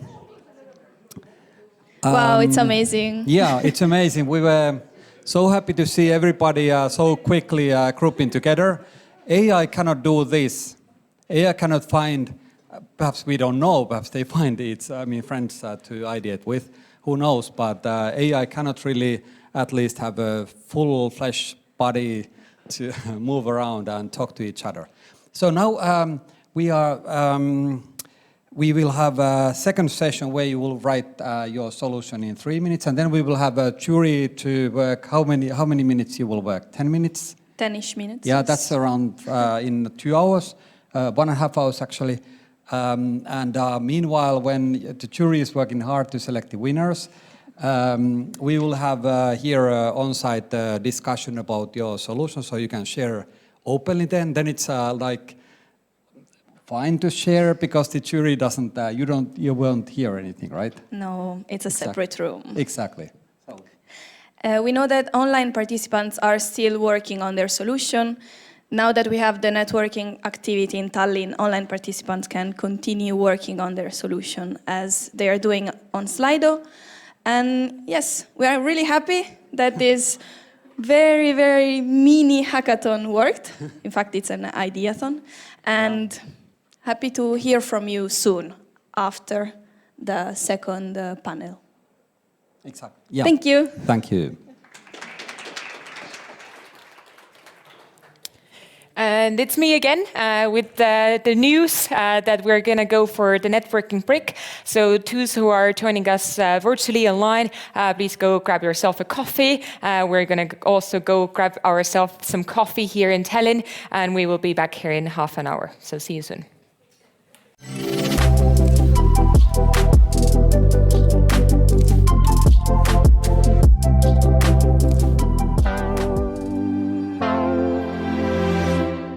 All right, welcome back everybody here. I see that everybody are joining the room again now. I hope you have a bit of more energy after some coffee. I do have more energy now, but we're going to continue now with the taste of a hackathon. So there is another testimonial video all the way from a very warm Portugal. It is snowing here in Estonia at the moment, so greetings to everywhere where it's actually much more sunny and warm, and I think Portugal is exactly that place.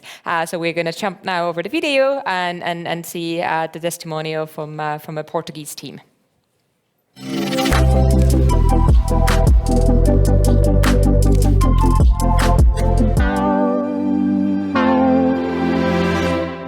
This was actually my first hackathon, so it was really exciting.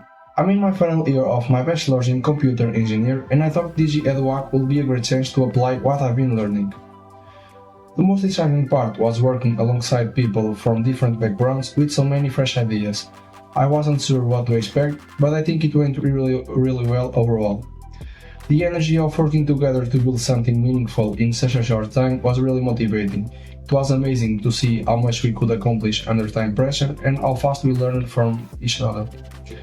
This experience showed me how much I enjoy collaborative problem solving and made me more interested in participating in future hackathons.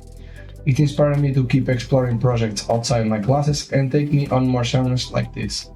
Our team solution was mainly focused on user engagement. Nowadays, with the rise of the social addictive media, it's really hard to maintain user commitment in learning.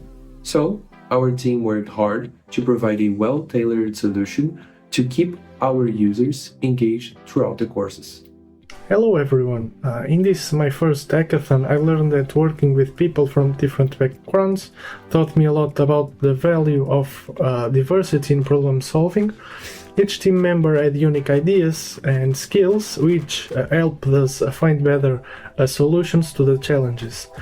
I learned how important it is to communicate clearly, be open to new ideas and respect different perspectives.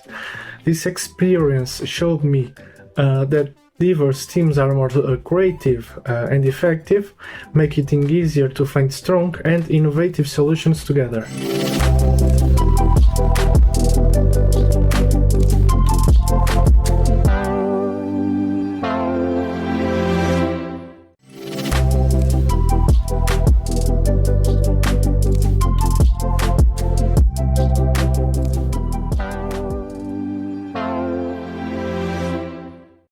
All right, thank you very much to the Portuguese friends that we had joining over the video here. And now I'm very, very excited to give the floor back to Antonetta, who is going to moderate the panel about the AI in education, so all the perspectives on AI in education. So the floor is yours.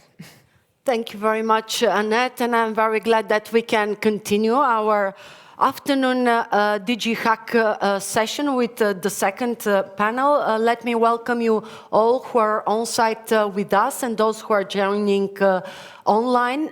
We've already had many fascinating discussions. We just saw the fascinating testimonials with some great examples and solutions, and we'll now continue discussing the AI.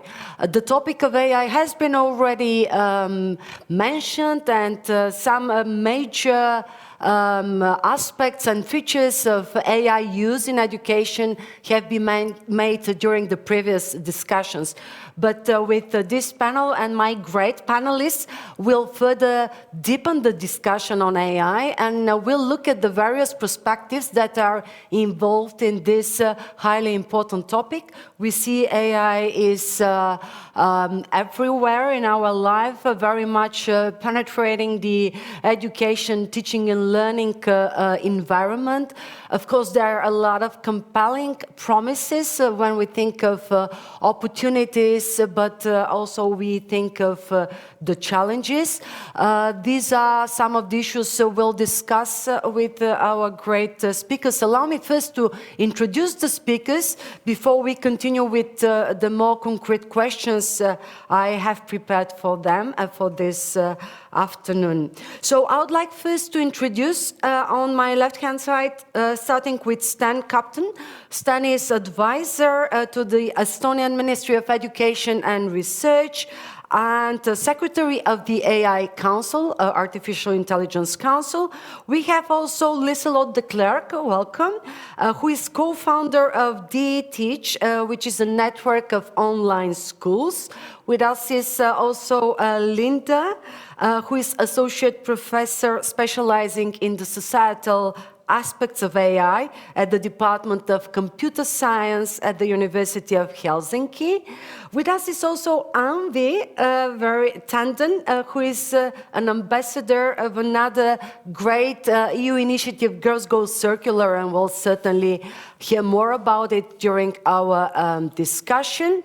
Last but not least, we also have with us online Lydia Krali, who is Education and Analyst Advisor, Educon LK.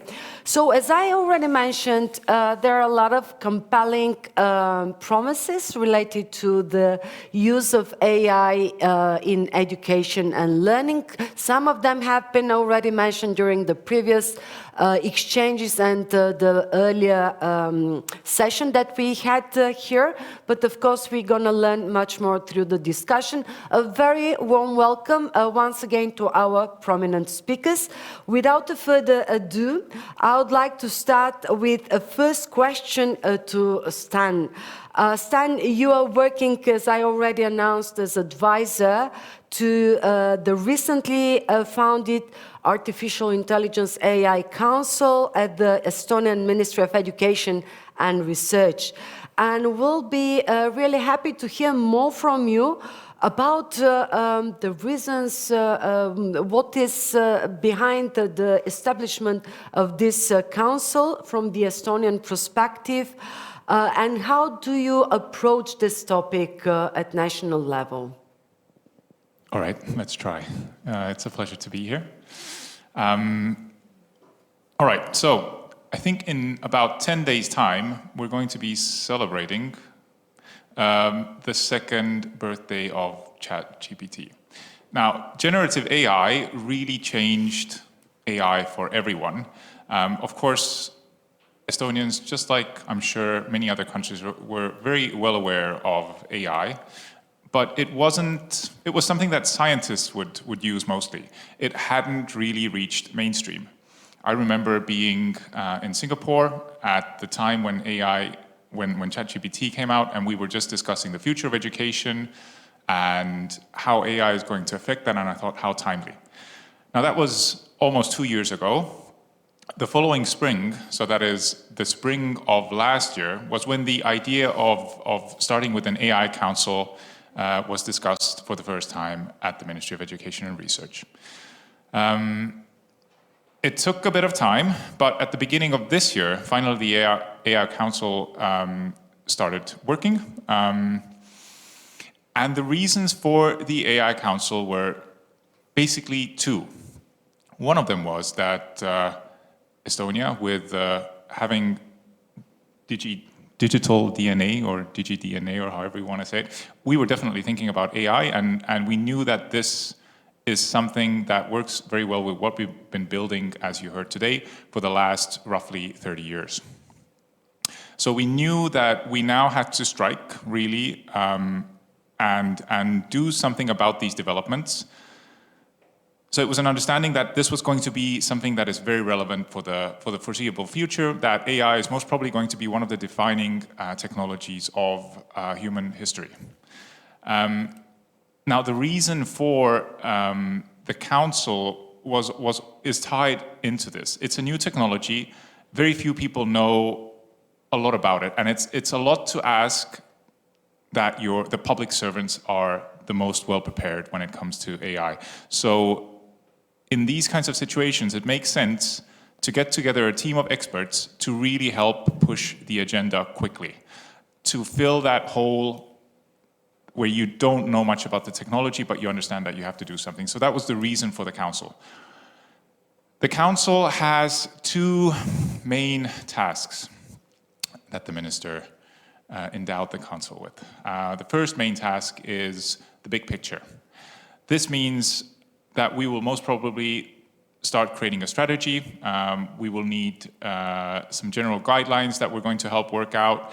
And also, we're going to be playing through future scenarios of AI in education. So these are going to be very big tasks, some of which we have already started with, and some of which we're going to start with next year.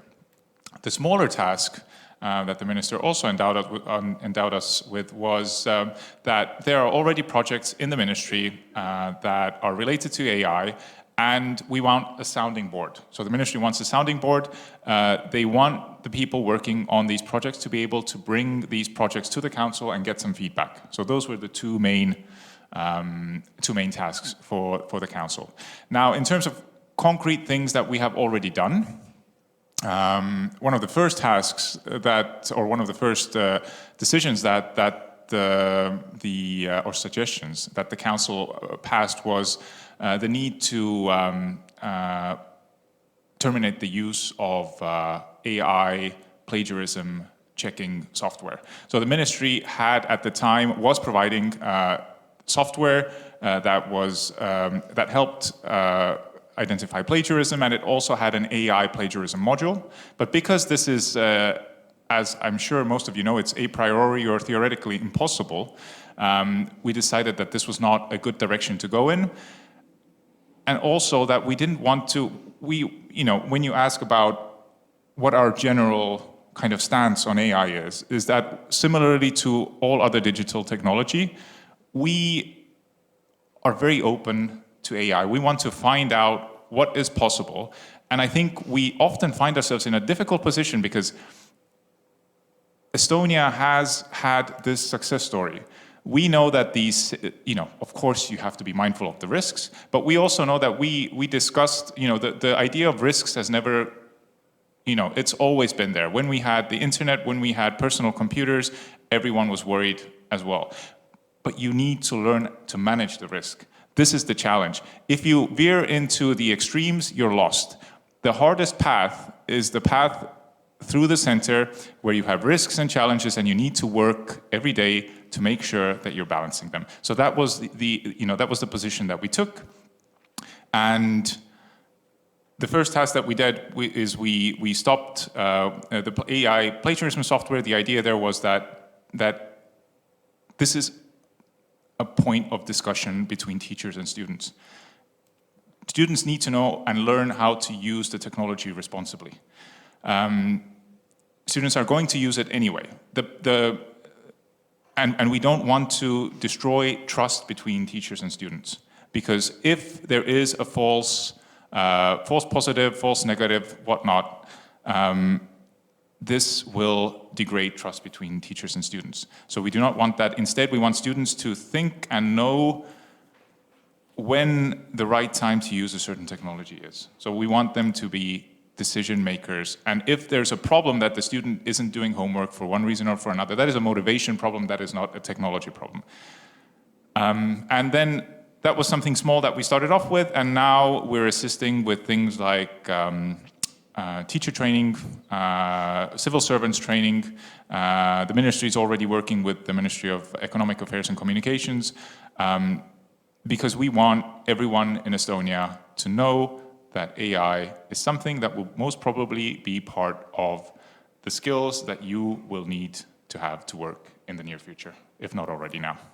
Thank you very much, Stan. It sounds like a lot of work, a very comprehensive approach taken by the Ministry, Estonian Ministry of Education, Research and the AI Council. And I'm sure that during the discussion, also the other panelists will probably react to some of what you've said, but certainly very important points that you've just highlighted. I would like to continue now with Lislot.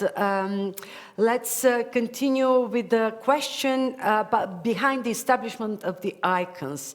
An international community of online schools, as I already mentioned, and as part of this project, you've also launched this AI in Education Awards. It will be great to hear from you, learn a bit more about your experience, what did emerge from this first batch of awards, and what kind of stories have been created through this process. Please, oh dear. Thank you so much. First of all, it's great to be here. This is a very supportive community with like-minded people. This is really, really important. I'm a huge fan. I wanted to say this. I just wanted to tell you something more about the AI Awards of Education.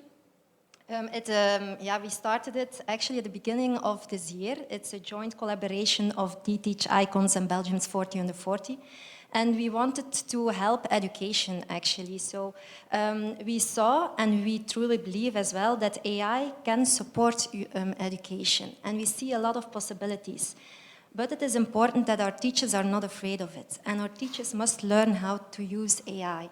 So we decided, okay, why not listen to teachers who are already using AI in their education?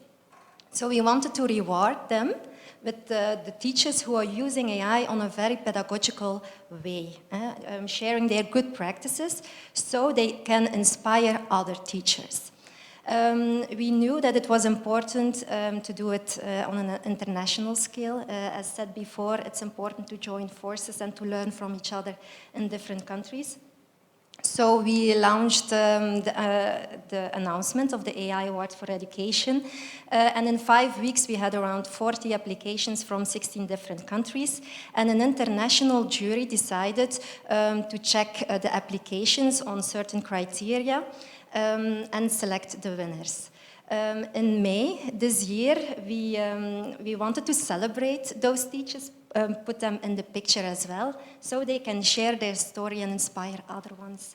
And there were actually 3 categories. There was an Educator Empowerment Award that was for the training organizations that support the teachers using AI in education. Then second, there was a Learning Excellence that was really for the educator itself. It was now focusing on K-12 education. Who was sharing their good practice. And then third, we also had a Belgian award because it was a Belgian initiative initially. We celebrated the teachers in Oslo during a Belgian economic mission. You will see why during a Belgian economic mission. Because it's the perfect occasion to bring different stakeholders all together. We were honored to have the presence of our Royal Highness Princess Astrid. We also were very glad that Mr. Georgi Dimitrov was also present from Europe to support us. There were also ministers, there were also other teachers, there were also people from the academic world, people from the industry sector, from the edtech world. So if we want to have impact on society, it's very important to collaborate all together and to have the different perspectives. We also want to involve, of course, our students, which is also very important. But it was a good first step, but it was not just one shot. We really want to make it a sustainable project. We will do this on a yearly basis, so stay tuned. We will announce the next AI Award for Education in the next coming months, and we will celebrate the winners next year in Porto. But besides that, we still want to support the winners and the runners-up as well in sharing their good practices, and we do it via an empowerment program right now. So each month we share the AI masterclasses for education, and the winners can present their pedagogical approaches. But not only the winners, also the edtech partner that is involved, or the industry partner, also insights from the academic world, which is also very important, so that there is really an interdisciplinary approach. And the next webinar will be held now, the 13th of December, so feel free to join. And I will tell you a little bit later about the winners in the next question, perhaps, or during our other conversation. Lovely. Thank you so much for sharing these stories. Certainly the need for supporting teachers and helping them get the necessary skills in order to use AI tools for better pedagogy is crucial, important, and certainly it will be further touched upon by the other speakers. It's great to hear that the stories, actually their efforts are awarded and you give visibility and acknowledgement to the work that they are doing. Still there is a lot needed in that area, and we'll further discuss how to support them. But let me now move to Linda and actually hear from her. As already mentioned, Linda, you are focusing on the societal aspects of AI. Certainly when we talk about skills needed to thrive in the AI age, we'll look at teachers but also at students. Let's talk about students right now, and if you can tell us from your perspective, computer science knowledge is useful for students to develop the necessary skills. What do you think, and how can this be achieved? Yeah, thank you. It's a great question, and thank you for my side as well for the invitation to be here. It's very lovely to be here in Tallinn, but also to take part in this discussion. Yeah, so my background is in computer science, but more specifically in computer science education. So I've been working for quite some time with K-12 education, so all the countries going through the let's teach programming to everybody, etc. So I've been part of that for the last 10 or so years, and even before that. And I think that when we talk about AI today, we already heard here from Stan as well about 2 years or 2 years ago we got ChatGPT, and that changed everything. And I think that a lot of the discussion today has gone in a better direction, so we're not focusing on restrictions, on bans, or on the cheating aspects anymore, but actually trying to see what can AI actually bring to the table for a teacher or a student or an administrative personnel as well in education. And I think that this is really important, that we actually look at how do we use the tools, because we've seen that from research and others and different studies when we look at traditional digital tools as well, that just having the tools won't make a difference. Of course, it's what you do with them, how you work with them, and when you use them and when you don't use them. And the same questions are, of course, equally important now as well when we talk about all the AI tools that we have. With new risks, so we talk, for instance, about unintentional offloading or outsourcing our thinking instead of our doing. So we were just talking during the coffee break in the morning as well that I work in 3 languages more or less every day: Swedish, Finnish, and English. And I can translate. So if I write something in one language, of course I can translate it to the others. But more often I find myself asking my little AI buddy to please write this in English and in Swedish as well when I write something in Finnish. And of course, I read through it and I make changes, but still it's not me doing the translation from the bottom up. So I wonder in 5 years from now, what will have happened to my skills of actually translating these minor tasks, but still something that I was doing, but I'm not doing to the same extent anymore. So I think this is a very important and crucial aspect. But from a computer science perspective, I think that we can't just talk about using AI either, because we already heard about the responsibility aspects, the security aspects were mentioned in the previous panel as well. And I think that there are a lot of different, well, a couple of things. So one is that we feel that we are racing with the technology all the time, because as we heard, there are new ChatGPT versions coming out. There are more and more AI tools released that can do different things.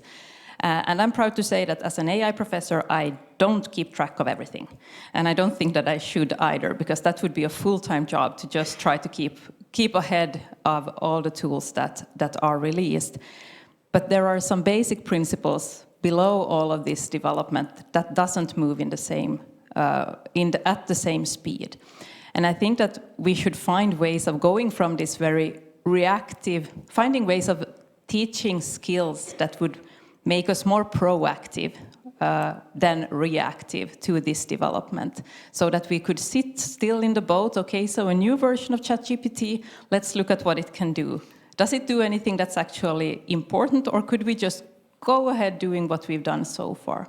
Because I think that a lot of the stress today comes from the things, from the speed at which this development is moving forward. So I think that from a computer science perspective, again, maybe we could focus on giving some basic principles, because the algorithms, the data, aspects of logic, how we can use technology for problem solving, those don't change. It's just that we get new tools that we can use in that process. So that's one part of it. And the other part is then also to build the skills and the competencies we don't see computer science as general knowledge, but still that's the science that more or less defines the technology that defines our society. So what are the basic aspects from computer science that we should actually consider general knowledge, also from an AI perspective? So for instance, related to data, what do we need to know about data in order to be responsible users, to know what to trust, what not to trust, how doing something with an American service coming from an American culture and values, etc. How does that affect the results we get in our context? So I think that computer science, having the basics of that, can empower students, but also us as adults in becoming more critical consumers, but also more active producers, because then we can understand what is possible with the technology and what is not, and also take away some of the mystery and these brains and humans and human aspects of the technology which isn't there, because AI is merely math and statistics, basically. Yeah, thank you. Yeah, thank you very much, Linda. You've raised really some very important issues, I mean, basic principles, and I would like once again to refer you and the audience to also the ethical guidelines that were mentioned in the previous panel, because these are actually tools which we are trying to use, first of all, to share the basic principles, but also support teachers and educators in this process. As the next question will come, how far we are actually in teaching these basic principles and what we need to do, but I leave it for the second round. And I would like now to continue with Anvi. I mean, Anvi, do not hesitate actually to react to any of these issues and tell us from your perspective how they resonate. But I'm very happy that we have you with us, because you have a fascinating, truly fascinating story, being the ambassador of another remarkable EU initiative, Girls Go Circular. Just for those of you who may not have heard about this initiative, to let you know that it is aimed actually to teach girls and young female the necessary digital and entrepreneurial skills. The initial target was to get 40,000 girls and young female actually equipped with such skills by 2027. We are already with 48,000 girls who have gone through this program. But we are going to learn more from you. Anvi, a very warm welcome. So can you please tell us about your experience this year? You've actually participated in the program which focuses on artificial intelligence. So what can you share with us from your perspective? Thank you, Antonetta. Let me start with an interesting fact which I came across the other day. Instagram took 2.5 months to reach 1 million users. Spotify took 5, and Facebook took 10. However, on November 30th, 2022, ChatGPT shattered these records and reached 1 million users in just 24 hours. This clearly shows that AI is bigger than anything we've seen. And I'm going to talk about how I see the role of students shaping AI. I think there are two key ways. First, my generation is growing up with this technology. So often we're the first users, and we can provide feedback at early stages to fine-tune these applications, especially when it comes to the user experience. Second, students actively contribute to AI through research, clubs, and hackathons. So by learning how to code, understanding algorithms, and using creativity, students can create tailored AI applications for their peers, especially making it more engaging and user-friendly, as it's designed for students by students. Now, a great example of giving students, especially girls, the opportunity to use AI is the Girls Go Circular program. So I'm going to share my firsthand experience with you all. I started with the mandatory internet safety program, after which I chose to take the AI and the circular economy program. Why? Well, I understood how fashion or food could be part of the circular economy, But AI, solving environmental issues, how could that be? It immediately got me hooked. I then learned about how the basics of coding, understanding AI, and using creative problem solving. And we were given a prompt to create an AI-powered service to sort waste. Now, as an environmental enthusiast, this really intrigued me. So I used my new knowledge to create my business model / company, eCompost. So I'm just going to explain what that is. eCompost is a business model and an app. The business model is where we collect the neighborhood food waste, turn it into compost, and then sell it to generate revenue. The app complements this by raising awareness and teaching you how to sort your waste. So we use machine learning techniques in the app to create a database, and we have a scanner. You scan your waste item, and it tells you which bin it should go into, like PMD, glass, etc. Now, to make the app more engaging, we included a game inspired by paper toss. You're given different waste items, and you have to aim and throw them into the right bin. The way that we link the business model and the app is that with the game, you earn points. Those points can result into discounts for our compost. The most interesting part about this program was getting to understand and implement AI. And I think that more such programs should be included in our education system. Thank you. Thank you so much, Anvi. Indeed, a very inspiring story, and I'm sure that you will be a role model for many more girls and young women, but also for students, all kind of students to follow this program, but also to deepen their interest in AI.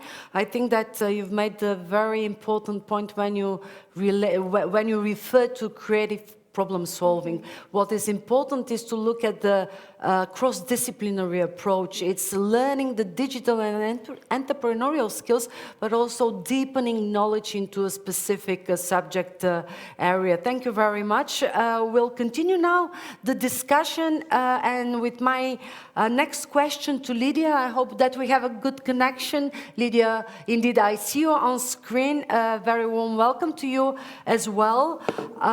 Lydia, you're a very regular participant and panelist in many European and international expert group and communities. You're an international analyst and expert in data and AI.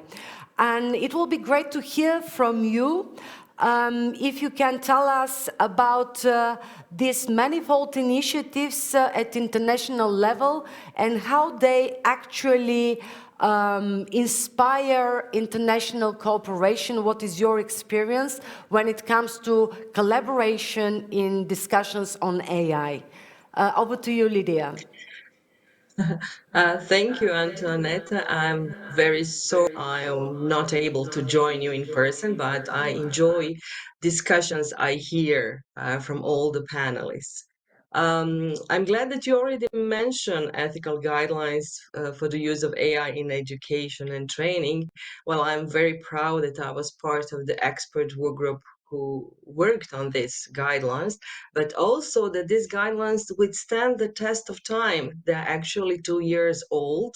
And as Linda mentioned, back to basic, back to core. So core advices, support is that which make those guidelines excellent even today. So besides that, I am also very proud and very active member of a European Digital Education Hub, which had already 2 squads dedicated to AI in education. I would say that the main characteristic of the hub, as we all call it, it's one of the initiatives of a European Commission, is that it connects different levels of education. So from early childhood education, so all the way up to tertiary, to doctoral students, but also connect us with educational technology developers, startups. So exchanging experience between all those stakeholders, participant, all of us, having personal connections, discussions, really make possible to understand what is going on, how we could support each other, how we could support different activities, different happenings in a member state, but also what to do on an EU level. We actually met just yesterday here in Brussels as a part of a new expert group working on informatics that also tackles what is the core knowledge about the problem solving, algorithms, data, and also what a good guidance, what's a good ideas how high quality informatics should look like in today's world. Also, I would like to mention a few wider than European Union level, UNESCO and the Council of Europe initiative. So UNESCO worked on frameworks for competencies for students in the area of the AI, but also for teachers, the same area. Council of Europe is also working on different guidelines, but also working on the reference framework about how to evaluate different educational technology applications and what students, teachers have to know before they start using those applications. The general trend in all those discussions and all those activities is ethics. I would say that's the big thing that changed a few years ago, because when we talk about the framework, about ICT competencies or just digital competencies, ethic was rarely mentioned. I think because we all believe it's already built into our teaching profession and it's reflected in our everyday's work.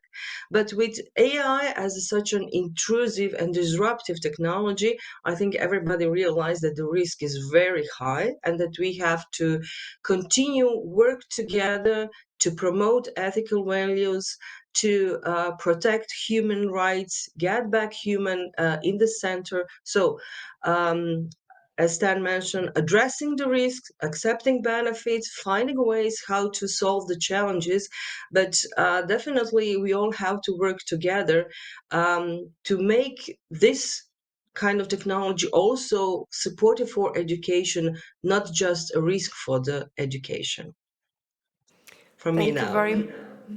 Thank you very much, Lydia, for bringing in all these important perspectives. Indeed, it's crucial to ensure ethical and responsible use of AI in education as in any other area of our economy and society. Of course, we were discussing more about the opportunities. Of course, there are a lot of risks, and they were mentioned during the previous discussions, talking about data use, privacy, but also biases of algorithms. But I would like to continue now with the second round of questions, and this is a question actually to all of you. And Lydia, if you stay with us, I would like to start with you now, the reverse order. If we think of the most viable solutions actually to promote the use of AI in education, what could this be from your own perspective? It was already mentioned that it is crucial to have collaboration, to bring the various actors' perspectives together. You gave the examples of cooperation at European and international level. What are the viable solutions apart from bringing stakeholders together? Would you like to consider, suggest? Yeah. Thank you for the question, and I'm very lucky that I could build upon the answers other panelists already shared with us. So more proactive approach than just reactive approach, but also I would say ethics by design. To proactively address challenges with the technology, I think that we should teach future developers, as Anavi mentioned, how to build the ethical aspects in the application from the day one. So the rest of the world doesn't have to find solutions for the challenges, for the risk, once the app blow up and lots of biases are visible, lots of fake things are already there. So let's try to do that already from the beginning, but all of us together, of course, from a user perspective, from a teacher perspective, from a commission perspective, from developers perspective, from all of us working together. I usually work with the teachers, and I like teachers to keep asking why and how, asking themselves, but asking developers as well. So why you would like to use this technology? Is it appropriate for your students? Will it help you achieve learning outcomes? What are the challenges? How are you addressing those? Is maybe some other kind of technology better solution for this? You know, sometimes pen and paper are good enough or better to spark the discussion and working together. I was recently on an Asia-Europe Foundation conference working with the teachers this time, and one of the tasks for them was, what would you like to ask developers of educational apps and technology? So let me just quote some of the questions they mentioned. So, how do you ensure the quality of the training data used? What are the educational backgrounds of the developing team members? What is the ethical framework of the company? In what way could a company support the user and the use of the tool? How do you handle the hacking of the app? How is the information the tool creates verified? This also lead us, I would say, for education perspective, our high hopes to the implementation of EU AI Act. So establishing right to know how some decisions are made in the applications, right to have a human oversight, teachers intervening in the tool's decision, but also addressing high risk AI system in the education. Thank you very much, Lydia. Indeed, ethics by design, indeed, this is crucial, and I think that we have always repeated that the use of technology, including AI technology, should be purposeful. It should really support some major objectives which we would like to achieve in learning. But let me continue now with you, Anvi. From your perspective, what viable solutions we can think of about the use of AI based on your experience? Any change, even a change for the better, is always accompanied by discomforts. This quote by Arnold Bennett perfectly describes our situation with AI. So I would like to suggest 3 ways that we can use AI in education. Firstly, in school, my teachers always insist that we do not use AI. Don't use it for homework assignments, for research, for anything. However, like Sten said, in the end, we are children, and we'll do what you tell us not to do. And sometimes we might not do it in the most ethical way. This can lead to us not benefiting from our education. So for my first idea, I believe that we should start teaching how to use AI ethically in school, just like how we teach about internet safety. Second, AI can be really beneficial for students with learning disabilities. In my primary school, I had a classmate with autism, and he struggled to keep up with the rest of us.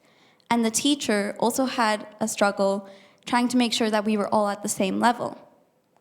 With AI advancing, why don't we use AI to create more tools like Immersive Reader and Maths Assistant so that it can help these students and that they can have an equal playing field and they can too learn without the stress of keeping up.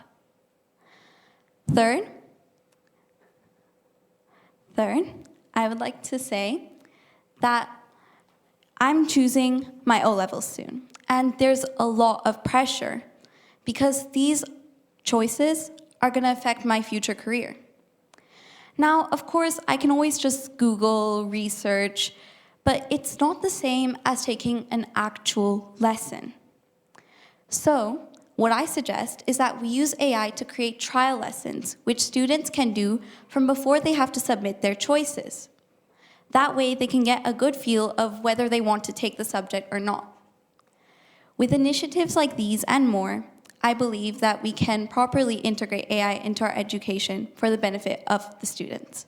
Excellent, thank you very much, and I'm sure that all of these ideas will be tried in one or another way through the various initiatives that already exist. I would now continue with Linda, with you, because Ambi made a very good reference to what students need, the skills that they need to be equipped with.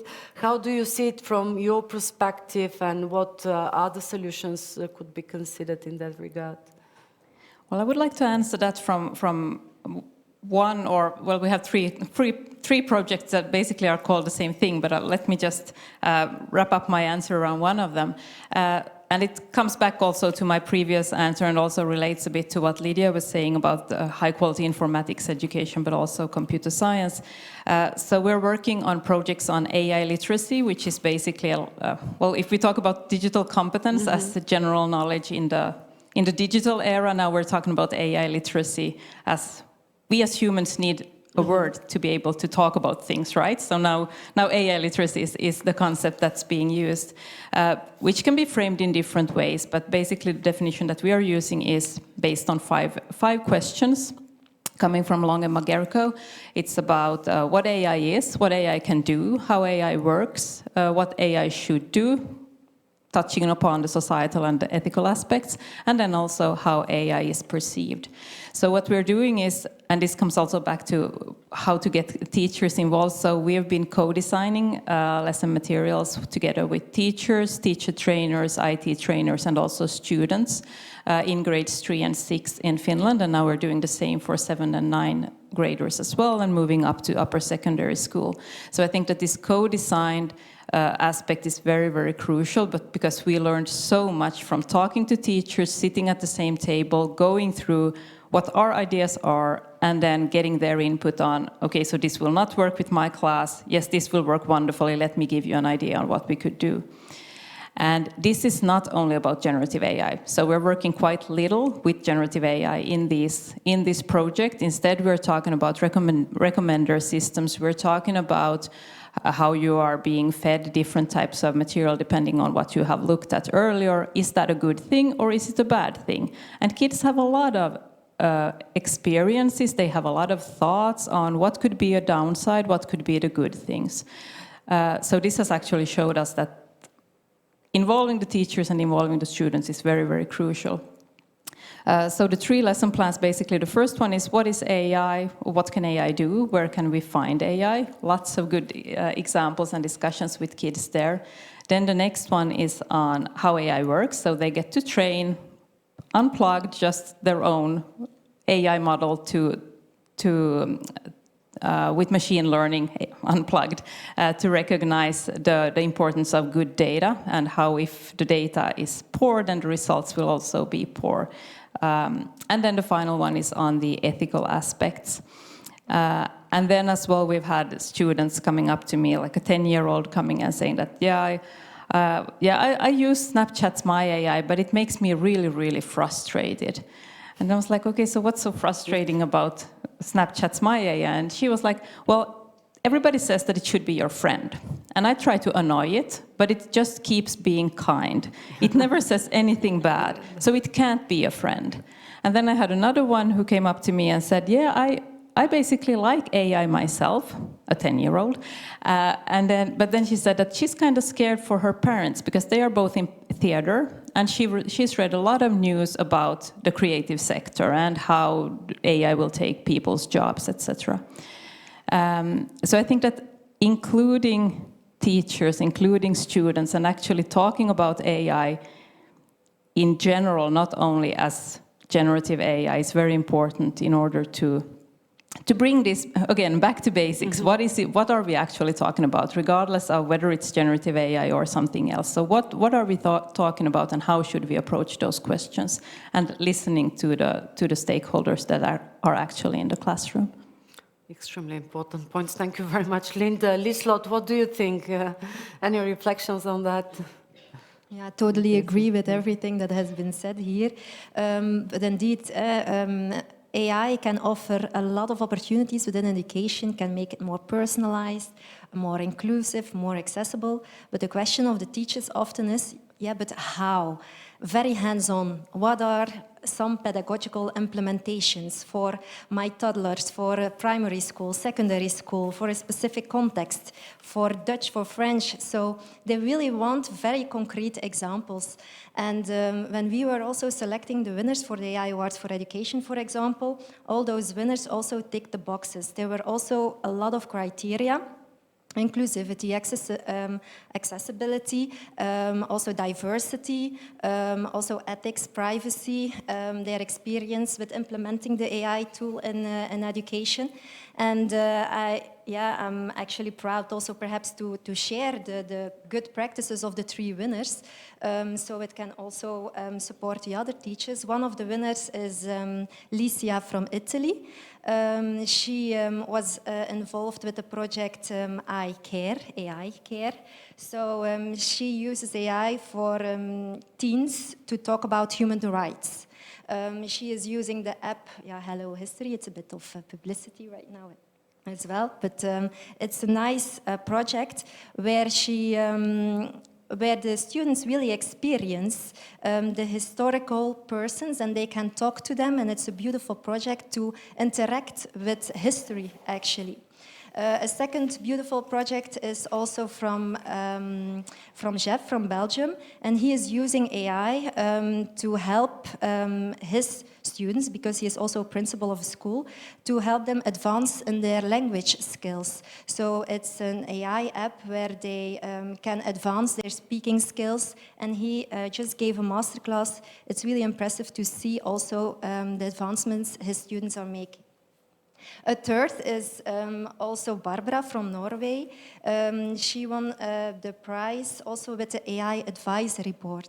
And this is because she is not only involving teachers, but also students and also school leaders with good practices about how AI can be implemented in education. So these are just a few examples of really concrete pedagogical implementations about how it can be applied in education. And this is also why we've also sent a position paper to the European Commission, also to collaborate to scale the opportunities AI for education, so we can reach as much as possible teachers on a global scale, actually, and together we can impact education and really support our students in the fast-changing world. It's our responsibility to do it. So you are also a great inspiration. I really have to say it. It's yeah, amazing. indeed. Yeah. Indeed. Thank you very much. Stan, over to you. Thank you. I'll start with, I'll say 3 things. First off, a small note. We talk a lot about ethics and the ethical use of AI. I'd also like us to introduce the word of purposeful use in the context of education. I think that is very important. And that is a discussion for teachers and students to decide when the right time for the use is, how we should use it, and so on. Then, second, the poison is the antidote. This is a very colorful, maybe, use of words, but the idea is that you need to use something to understand it. So I think, when we talk about media literacy, for example, we talk about fake news, we talk about pictures that are generated by AI as part of fake news, and so on. I'm sure that those people, those students, children who have generated a picture with AI are much better at detecting a picture generated by AI. Of course, the technology will advance and so on, but this is a very important part of this. So if you're not letting your students use this technology, understand this technology, that doesn't mean there shouldn't be guardrails or it shouldn't be maybe a supervised activity or so on. You're putting all of your students at a great disadvantage. And then a third topic, I'll chime in on something that was briefly mentioned here, and this is the idea of potentially having students be tutored by AI, assisted by AI, and so on. In the last panel, Mart Aro spoke about personalizing education, and this is something that we've talked about here as well, and this is part of the Estonian Education Strategy 2035. we are already seeing, you know, for a year or so now, we've seen the use cases where you'll feed a chatbot some whatever study materials. You'll say, hey, generate some questions, check whether I understand this. Could you please clarify this? Or I didn't really understand this. Could you please rephrase it? Or tell me where I've made a mistake, and let's go back and let's start from there. So I think this is something that is, we're only seeing the very beginning of that process. This is going to become increasingly more widespread. And I think this is going to be something that it'll be very interesting to see where this goes. This is going to be huge because we are also seeing, you know, we're entering the age of AI assistants. So when AI is not only a reactive, but is also taking a proactive role. And I think this is going to be incredible. Also, you know, in the Estonian context, since we are here, I'll share this much. You know, we currently a very hard time of, you know, we're looking at finances, seeing that, you know, we might need to cut the budget here and there. Schools are maybe, they can't afford all the study materials they want, all the technology they want, and so on. This is an ongoing discussion with our edtech community and so on. But one of those things, and is that this technology, I think, will be one of those B2C, business to consumer moves where personalization will ultimately end up entering the education system through parents and homework and so on. I think this could be a very interesting space to watch, because I think these assistants or these AI tutors, especially when we have the age of AI assistants coming, it will be very interesting to see how I think the first interaction with really personalized education will come through. I think it will start with homework. I think that's kind of where people will get more used to it. It will be a gateway. I think parents will be more willing to buy this technology, have their children work with it, and so on. So I think this is going to be very, very interesting. And I will, as a final note, I will say this, that this part of the technology I'm not overly worried about. It's all that stuff that supposedly now is only a few years away, like AGI, artificial general intelligence, and things like that. I think the things that we're working with here, I'm not that worried about this. The stuff that's coming in the future is the stuff that is worrying me a little bit more. Yeah. But this part, I'm happy to say that there's a significantly more positive feeling around this discussion, a more openness, which we welcome. As I mentioned before, since we have had this experience of success with this technology, we sometimes find it hard to get our message through to people who maybe haven't had that much of a digital, they're still finding their way, or they're still looking for opportunities. Thank you. Yeah, Thank you very much, Stan. Indeed, we all agree it's a very exciting journey, and we are only seeing the beginning now. I would like actually to open the floor now for questions from the participants on site and those online. We don't have much time, but let me check with my colleagues, Luni, whether there are any comments or questions from the audience. Luni? We go on site. Please, the microphone, if you can give it to the person who'd like to take the floor. Please keep it very brief. We don't have much time. Just ask your question to the panel or any specific panelist.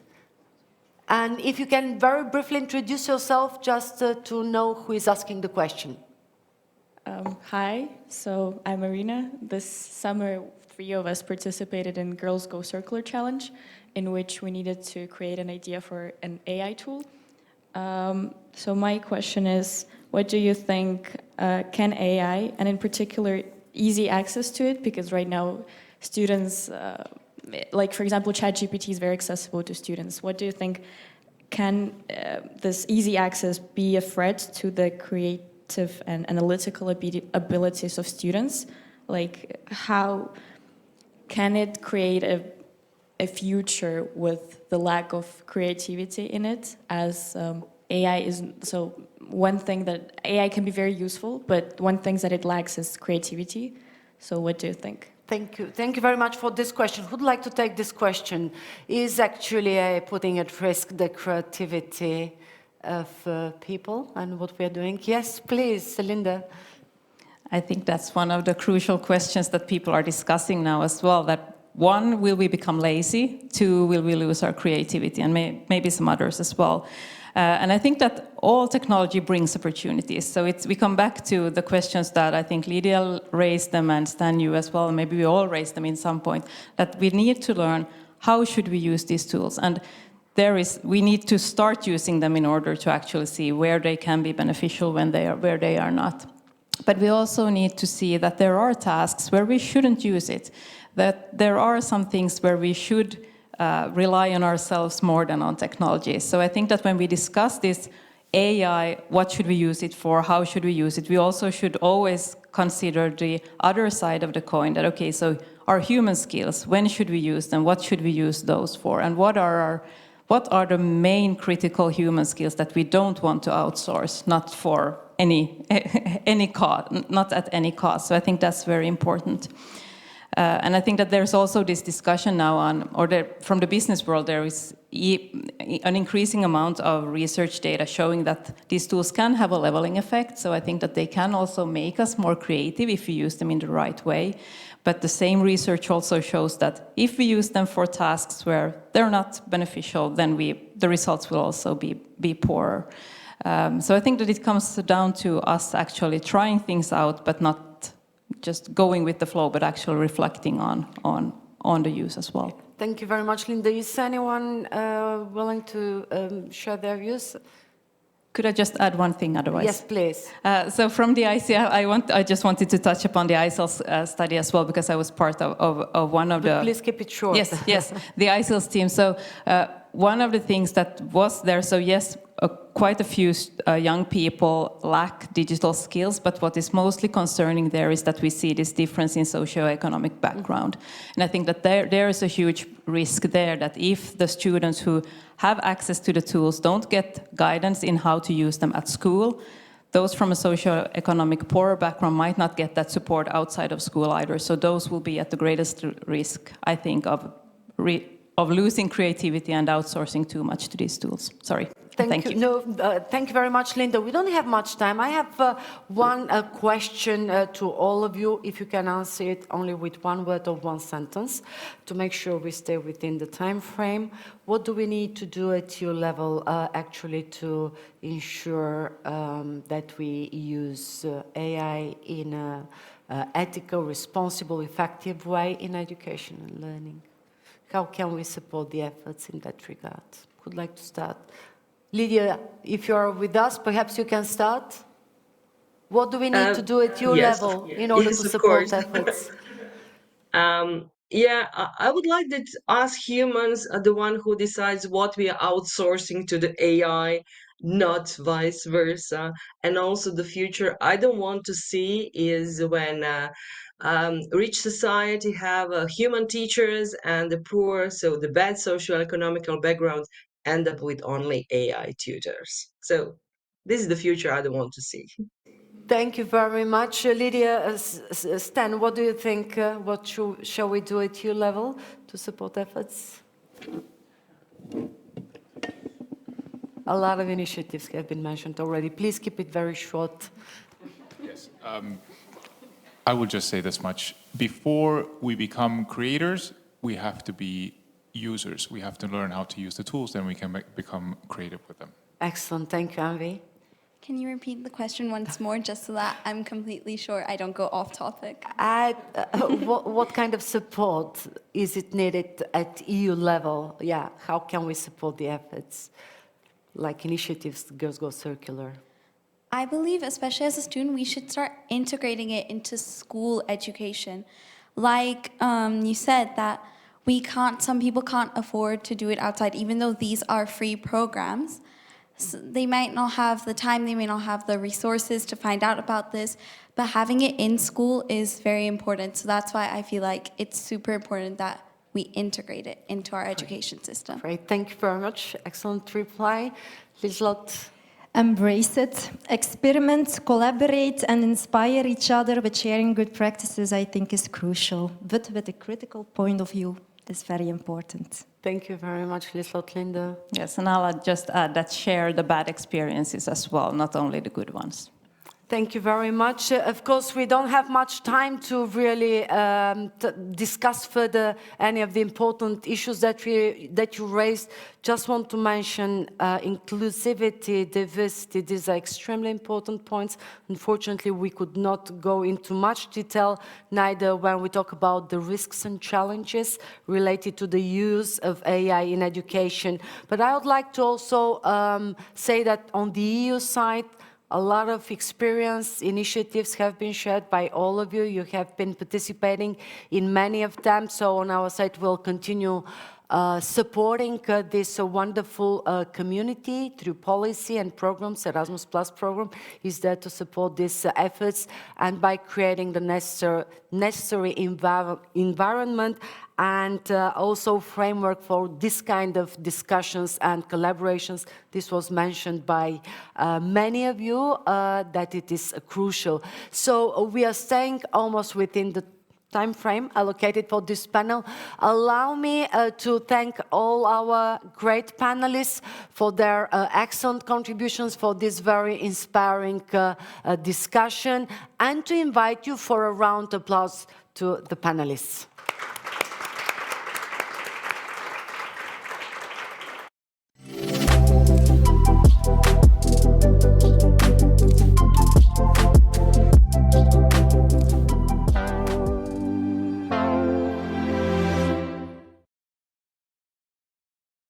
Thank you from my side. I see that you can taking a selfie there. Good luck with this as well. Like you said also before, that there is never enough time to talk about AI, so not even 1 hour is enough to cover all the issues here.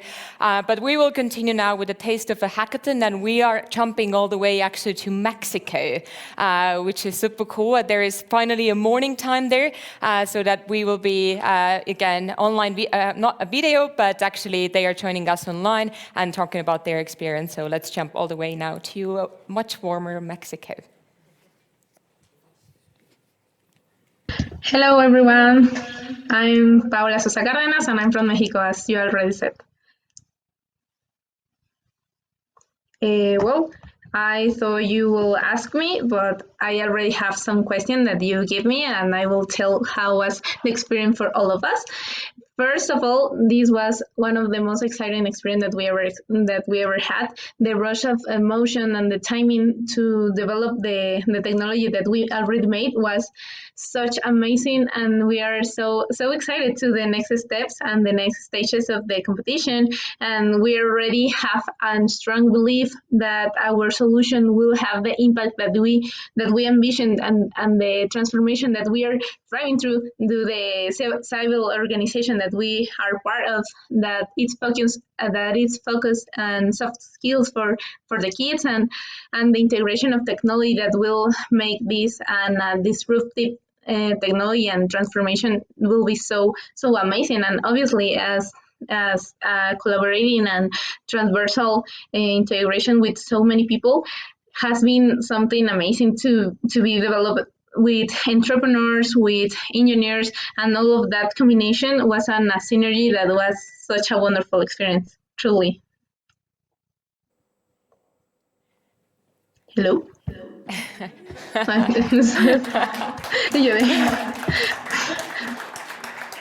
The silence put me a little bit nervous. We still hear you, yes, but thank you so much for your wonderful remarks in this, and then I can see you from your emotions as well, like how much you actually enjoyed that. So greetings all the way from Tallinn here, and best of luck also with the future plans as well. Thank you. And now we are actually moving to the next and very last also interaction side.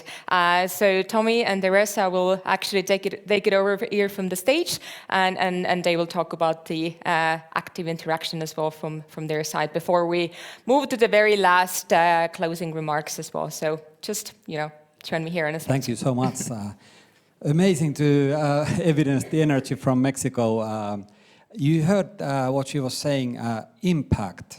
She was hoping for the impact, right? Now we have the second part of the Ideathon, so this is your chance to have an impact for your solutions, about your solutions. So it's time to share. You will have the impossible task of writing your solution in 3 minutes. Because if you don't write it down, jury won't see it. You will absolutely not have the impact that you want because you want to win the prize. So yes, we are going to share with you the QR code to Slido, where you can write your solution in 3 minutes. Please, when you're on a Slido, write your name and your email, especially online participants, because we need to send you the prize. Otherwise, we don't know who you are and where you're from. And again, you have 3 minutes. Please, when you submit the solution, specify if you are on-site or online, and if you are on-site, how many people you have in your group. And yes, good luck. Yeah, good luck. Time starts now.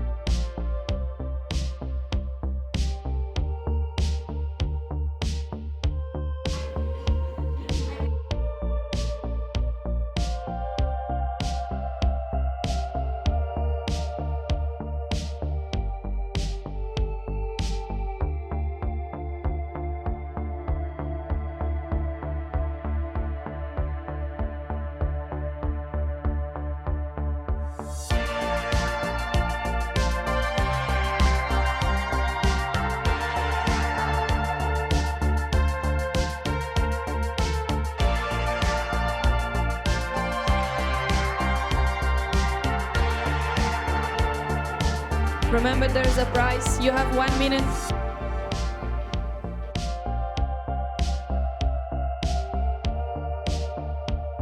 Multiple prizes.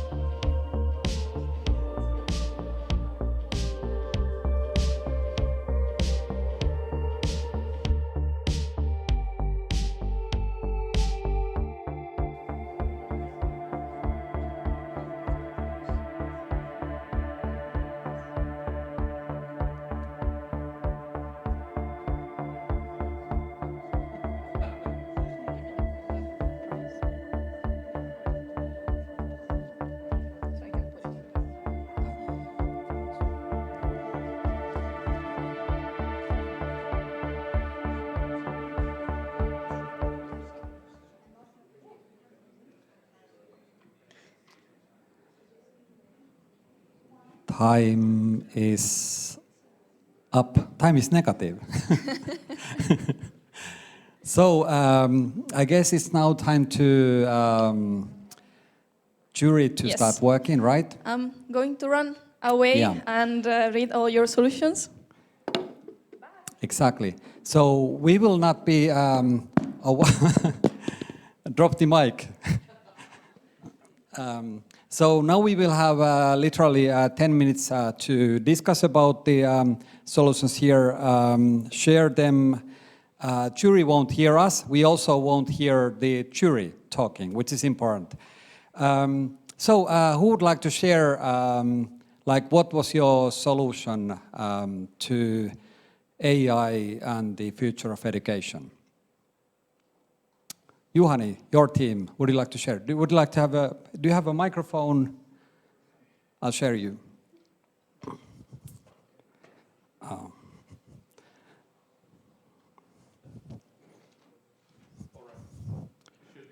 One minute version. It can be like a 30-second version. Yeah. Okay, maximum. Okay, our idea is that we create human support groups.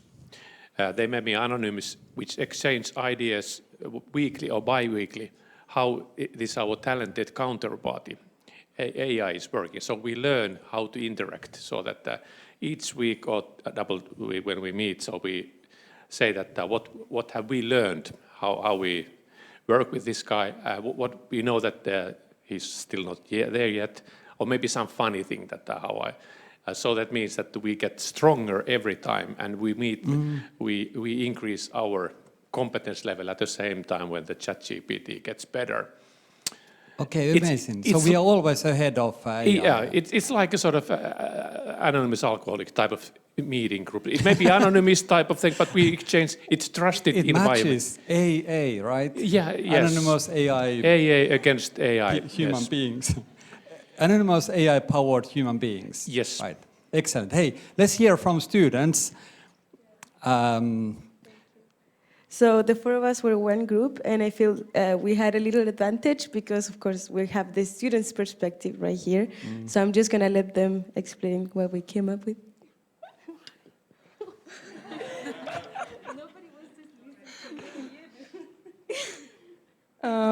So we created an idea of a tool which would, develop personal way of learning, like using different learning techniques, because everyone's different, and now it's really, it's impossible for a teacher to personalize learning experience for everyone.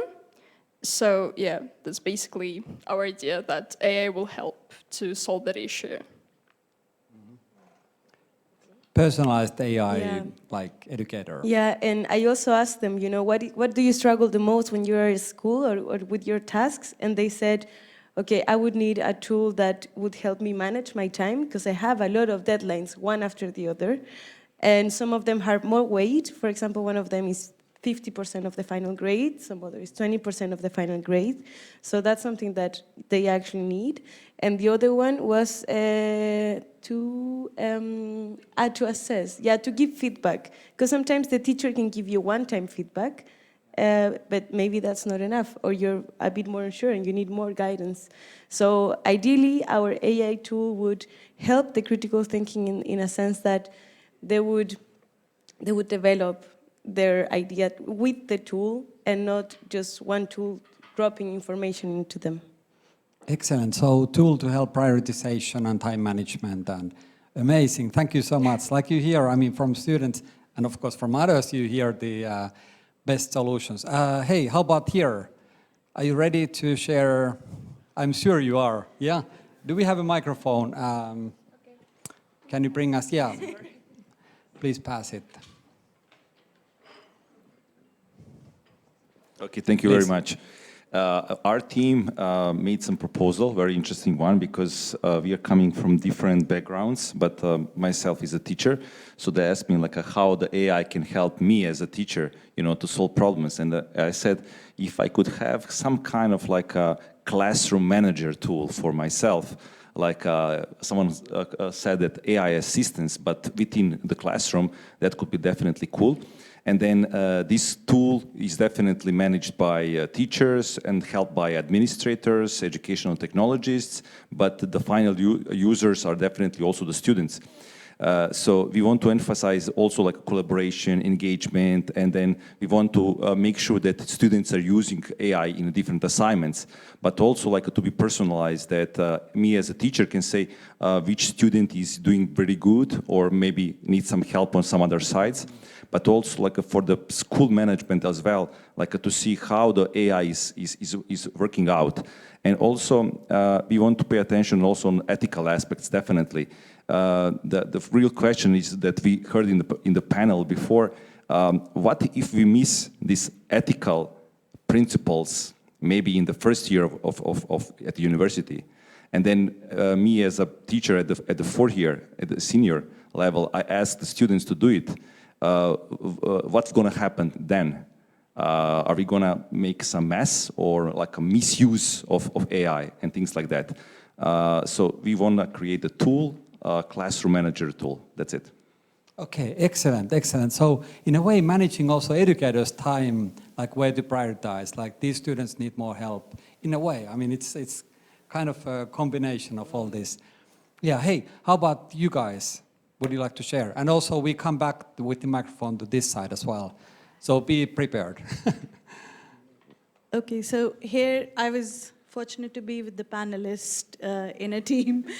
And we were discussing on how not to lose the human touch in this rapid technological advancement stage. So we thought of integrating something into all AI-powered apps that you are using in education, where if a student is using AI for certain kind of prompts constantly, then it kind of says, hey, you seem to be using it too frequently. Why don't you try and do it yourself this time? Oh. Or something like when it is something related to creativity or art or giving your own perspective, when you put that prompt in, the AI tells you, that's interesting, but I would like to hear your perspective first before giving an answer. Kind of encouraging to allow us to stay being human and not become totally robotic and still use the technology to its maximum advantage. I absolutely love that. Thank you so much for sharing. I did my PhD about AI, but I gave recently a task to myself. Can you, Tommy, write a book, fiction book, totally without AI? Turns out that it's doable, but it's not easy. With AI, it would have been so much faster, like in 10 minutes. Now it took me like 10 months. It's crazy. So next one, who would like to share? Where's the microphone going on? Yeah, here. So would you like to share? Yeah. I think we have kind of misunderstood the assignment because we didn't came up with an actual solution, but rather general guidelines and ideas that students and teachers should follow while they are using AI. I'm not sure if it fits this description, so would you like to hear it or not? We want to hear it, yeah. Yeah. And guidelines are a solution. I mean, it's a part of solution. I mean, kind of, they are, yes. So basically, with the use of AI, teachers could easily create customized lesson plans and customized solutions for each individual student, considering their skills, their requirements, and their basically general knowledge about the actual lecture that they want to learn. And then also skills. We were asked to come up with skills that would be necessary to use AI in education. And very interesting and very important skills are prompt engineering, obviously, critical thinking, and if you ask me or us, we think that fact-checking, because as we know, AI is not perfect, so fact-checking the responses is very important skill as well. And also, everybody has to be aware of the limitations of AI, because it has, for now, many limitations, and we have to be sure that we expect results that can be expected from the AI. So basically, these are some of our ideas, but obviously the full text is longer, but we will see. Yeah, for me it sounds like a solution, I mean solution proposal. Thank you so much for sharing. Would you like to share? Yeah, so can we pass the microphone to the front, and then you have like 5 seconds to prepare. 4, 3, 2, 1. Yeah, so we came up with an idea called EduVans. And we were having in mind learners with attention deficits and how AI could help this specific category of learners. And we were thinking that this app, which can be a standalone app or an integrated tool in an already existing app, can somehow summarize longer texts that are usually, let's say, more difficult to digest for people with learning troubles or with reading troubles, to summarize the key information and make the text more, let's say, appealing, more, interesting for this category of learners. And the same could be applied to longer presentations, for example, by prompting constantly the student with, for example, questions, or hey, this is interesting for you. Ideally, even connecting to personal interest of the student themselves. So that's our idea. Wow, I love it. So it's also kind of personalized. So there is a connection to many others. Well, so when we know that, okay, this person actually would prefer like a 10-minute summary, let's create it. Jury representative, chair of the jury, Teresa Rizzi, are we ready? It was intense. I don't know if you saw me running up. We are ready. We selected the best ones. But, should I say it now? Yes. We have some online winners, but we don't have their emails. So, if you want to be a winner, after I say your name, please write your emails on the chat, the submission, because nobody will see it. It's private. We will keep it and send you the prize via email. Otherwise, you will lose your prize. So, on-site participants. The on-site winners are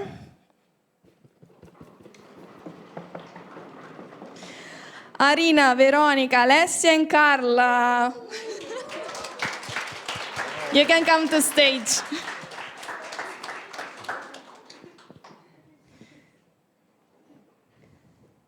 And who says what they want? We say it? We say it, yeah. We say it. You can say it. So this is sponsored by Aalto Executive Education. So there will be a free online course for you guys. So this is actually a taster about Aalto University's offerings, because we were talking about this. Yeah, it's a perfect timing. So congratulations. Good job. We were literally talking over the break that, hey, how to study in Aalto? Well, this is how you study in Aalto, online. Yeah, and when to start? Well, how about in next half an hour? Yeah, congratulations.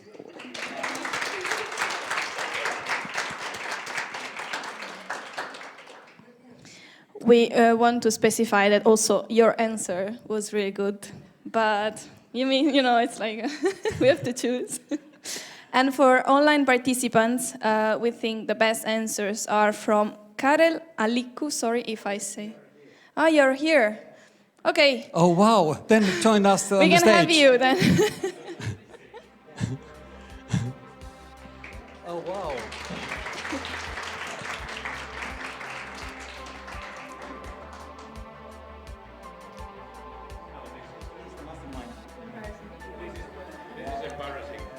It's not embarrassing. Okay.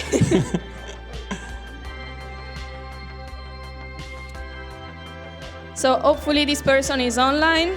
Omari Lloyd? No. Are you there? Are you Omari? Okay. How many are in your team? One?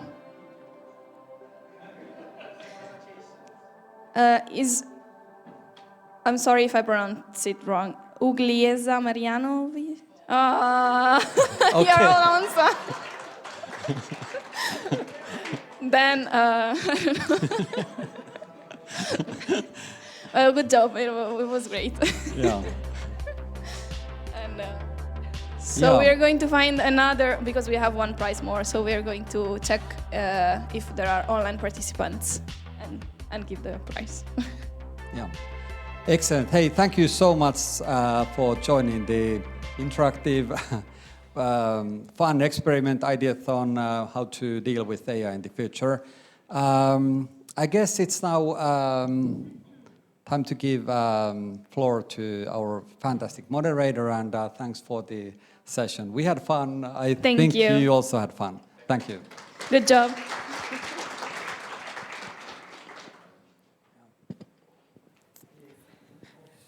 Well, thank you for such a kind words as well. So really coming to a very end of our event here. So we only have one final remarks here from the Vice Rector for Educational Innovation at the Tallinn University. So Kristi Klaasmägi, I'm very, very honored to ask you to join me here on the stage. Thank you.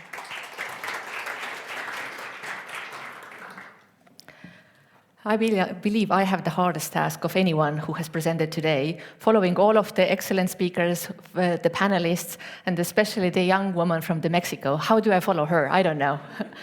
I think she really exemplified what Antoaneta Angelova-Krasteva said in the morning when she opened the floor today. Kind of the DigiEduHack is a possibility for people to bring their ideas together, but we see that they go away from this event also, like really with sparkling eyes. I have some notes prepared, but I really try to follow such excellent speakers before me.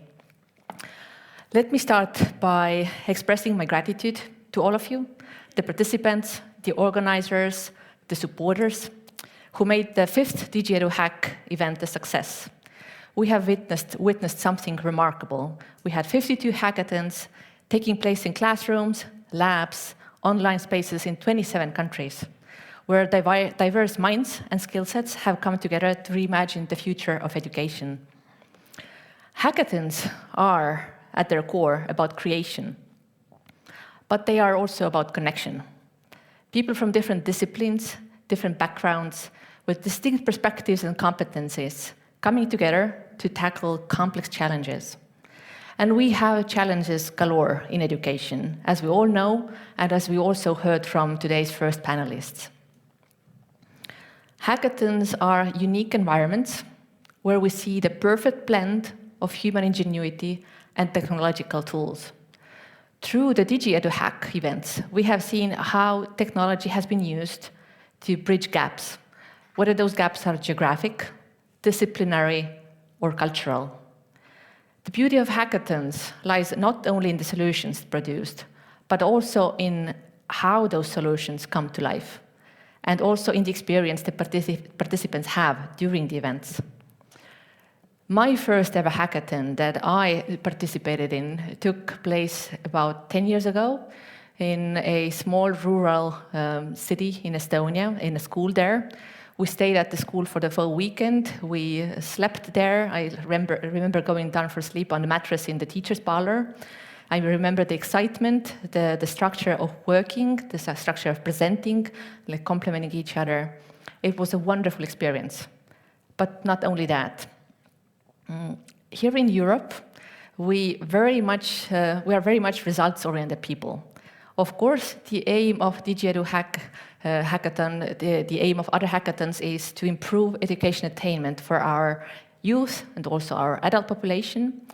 And it makes sense, every sense, to focus on the outcomes, on the solutions and products that have the capacity to change the most. So naturally, we celebrate the outcomes of the hackathons that can be put into practice after the event and that will change the world around us. And when I think about the hackathon that I participated in 10 years ago, there were about 50, 60 participants, 7, 8 teams. And out of those teams, only one team emerged as kind of a solution that's really existent even nowadays. It's a nonprofit in Estonia that is supporting schools to be more welcoming place for novice teachers. And by now, they actually work with 1/5 of all schools in Estonia. So it can really be considered as a great success story. And thinking about like how many hackathons took place right now under the umbrella of DigiEduHack, there was like 52, I think. If all of those 52 hackathons produced even one such a successful outcome, the impact of DigiEduHack hackathon is really tremendous. But I have to say that such success stories are only one type of the outcomes that the hackathons and DigiEduHackathon probably produced. It seems to me that there are at least 2 more types of outcomes that such blended environments can produce, and that those 2 other types of outcomes are equally deserving of to be celebrated.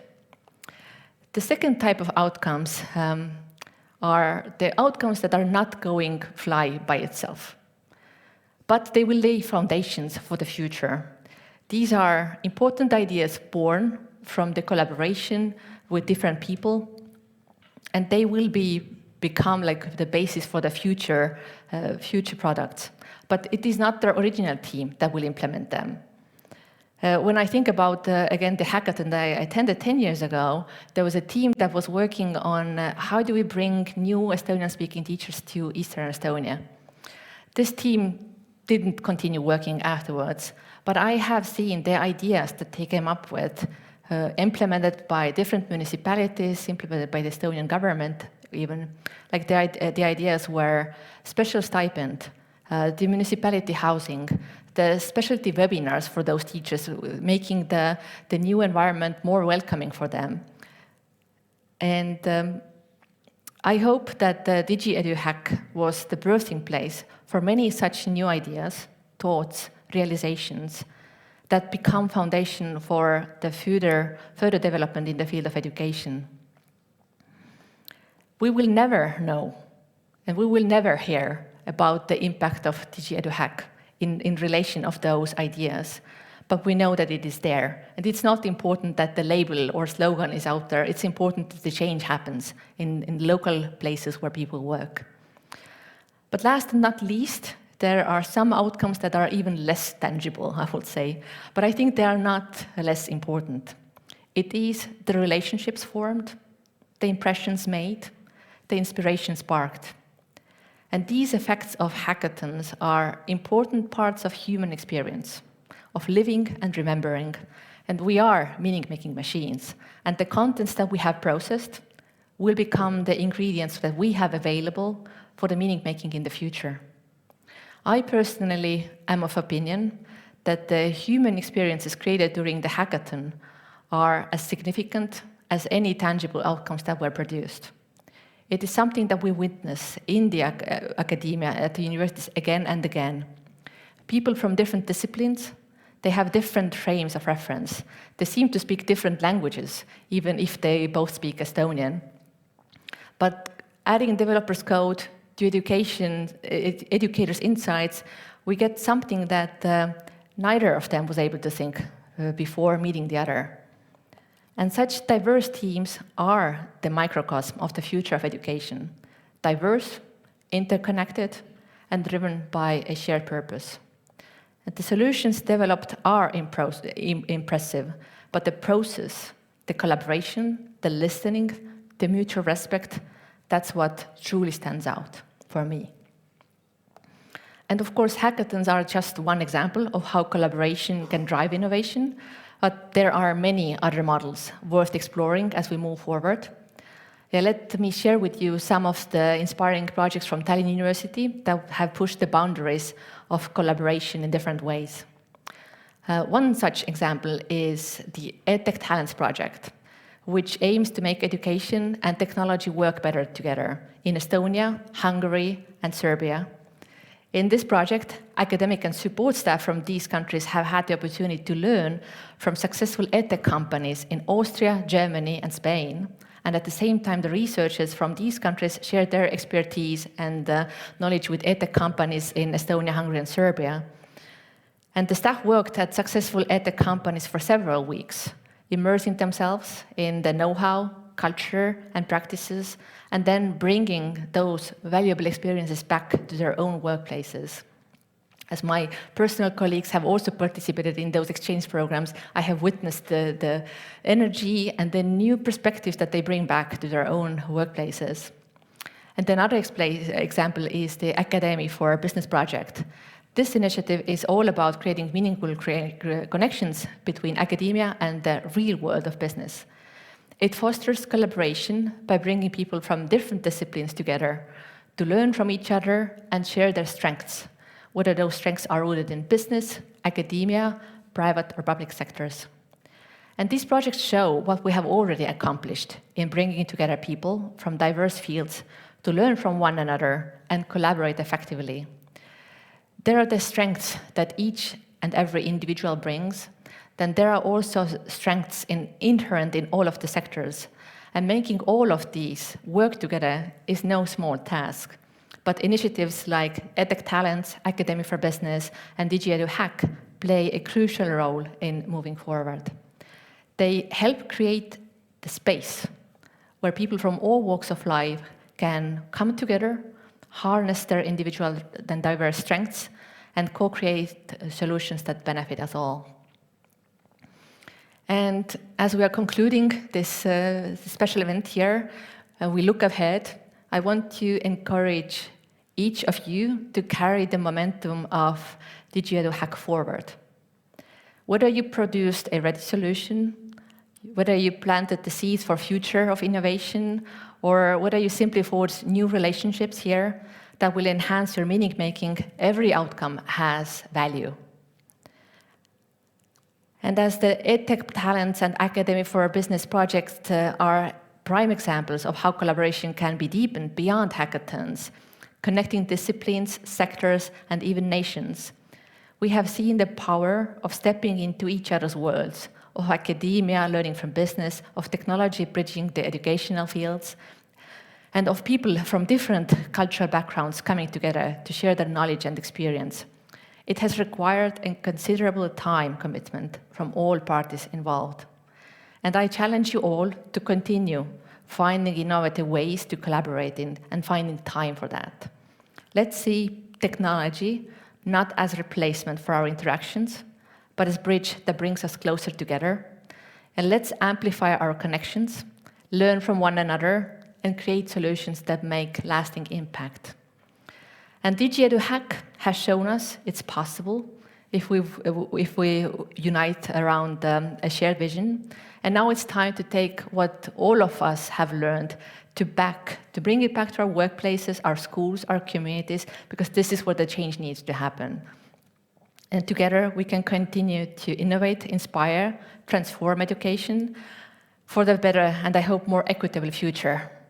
And I hope that we also may come together in a year for the next DigiEduHack event.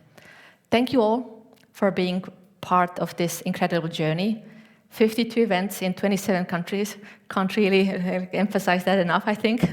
And let's keep pushing the boundaries. And let's keep the future where technology and human connection go hand in hand. Thank you.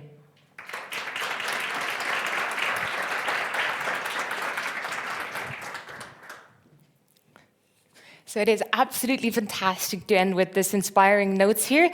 But before I start my final remarks here, we would also like to say a very, very big thank you to Aalto University because they have given a free AI course to our winners today. So we really, really do appreciate that side. And for the final remarks from my side, I would like to say a massive thank you to each one of you here who stayed with us the whole day. And of course, all of the speakers and all of the, also the panelists here, the keynote speakers and so on. So we really, really appreciate sharing your knowledge, your expertise in your field. And I really do believe that thanks to this, that we're able to make also changes and bigger impacts in the entire educational sector by using technology in a bit smarter way that we have done in the past or we're doing today. So the future really does look bright to me as well. Some more information from my side. So please do remember that the DigiEduHack does not end here today because this is a year-round initiative. So please do stay tuned for the next steps as well for this fantastic journey of changing the educational field. And as a next step, you might have a question, like we said that there were a lot of different hackathons around Europe, around the world. So now there is a steering group of DigiEduHack, and they will evaluate the solutions submitted by all the local winners, and they will select 12 winners that will go on a public vote. And then 4 of them will be the global winners and will be selected sometime in the spring. So I really do ask you to follow their social media channels where this will be announced, and you can also, of course, vote for this. And there will be even a big award ceremony for this as well. So please do not forget to do that. And from my side as moderator, once again, a very big thank you for keeping up with me the whole day. I hope you really had a great time here with us in Tallinn or somewhere wherever you are joining us, either in Mexico or India or Philippines, as we saw as well. And yeah, so I would like to say a very big thank you and then also ask all the speakers to go grab a bottle here as a present that you can take home with you as well. And then also all the participants to join me here on the stage, because we are going to take a lovely family photo here on the stage. Plus also there is a photo wall on the outside of this room here. So please do go, take some of the photos, and then you can of course post them on social media and say how wonderful time we had here together. So once again, a very big thank you, and I wish you a very lovely rest of the day.